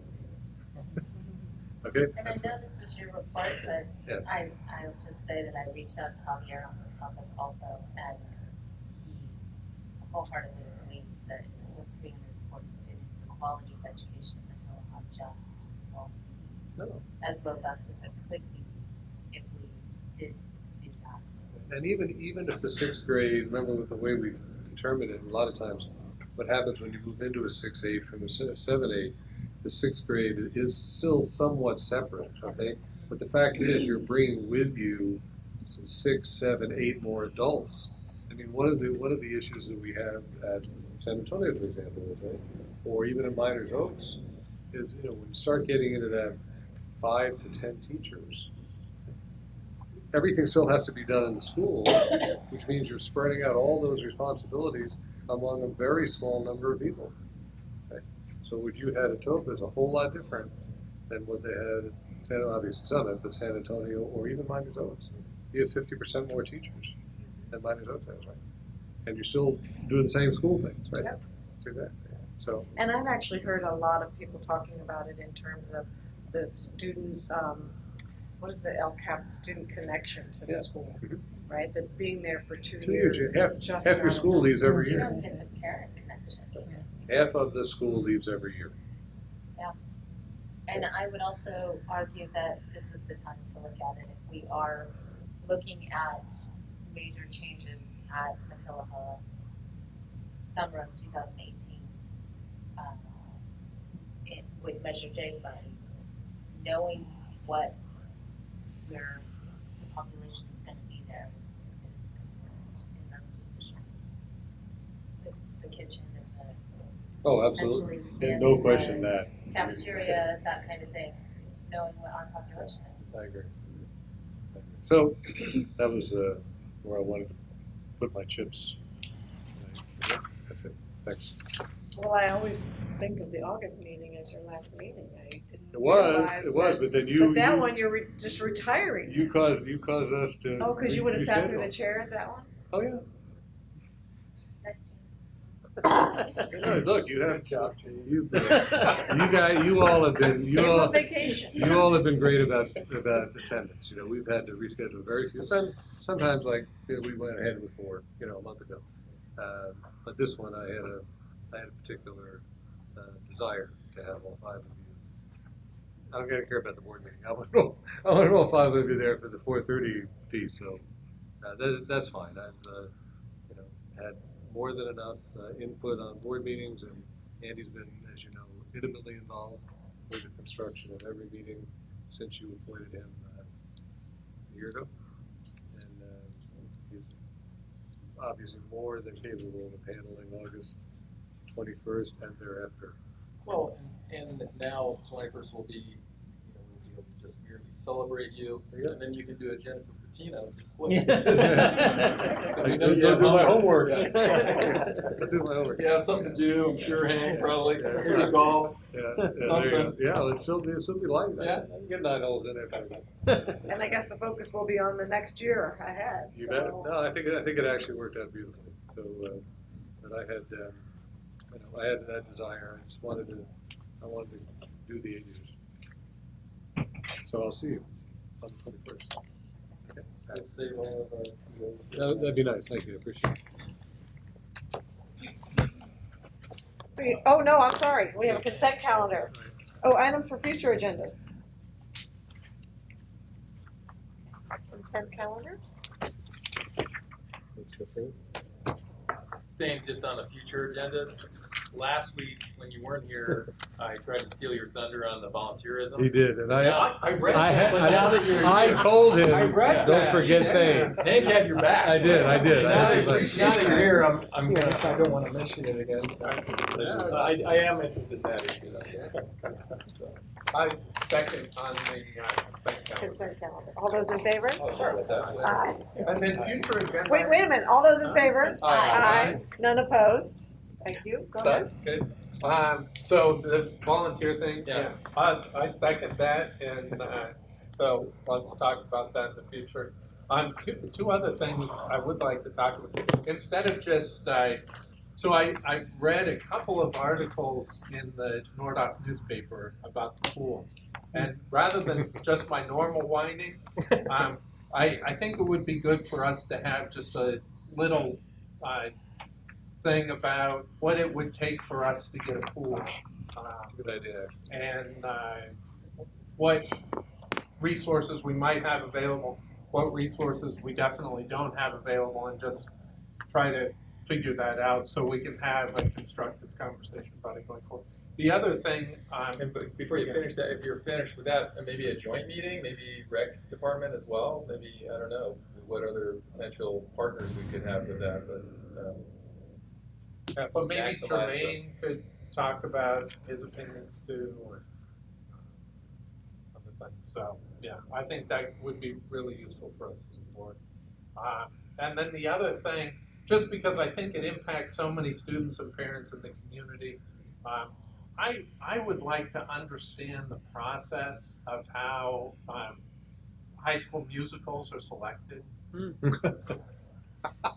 And I never thought you were going to say that. That's an interesting one. Surprise a minute. I think, yeah, Marty. I have heard some Have you heard fears. about the new ones? No, I haven't. You're in town. Yes, I did hear that. Oh. Let's see, I guess I won't be there.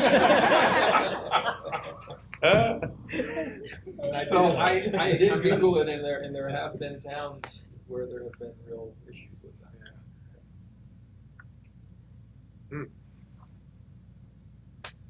Welcome to the seat, my friend. Because we never shy away from conflict. Yeah, really. Okay then. Okay. Thank you, everyone. The meeting is adjourned. Thank you.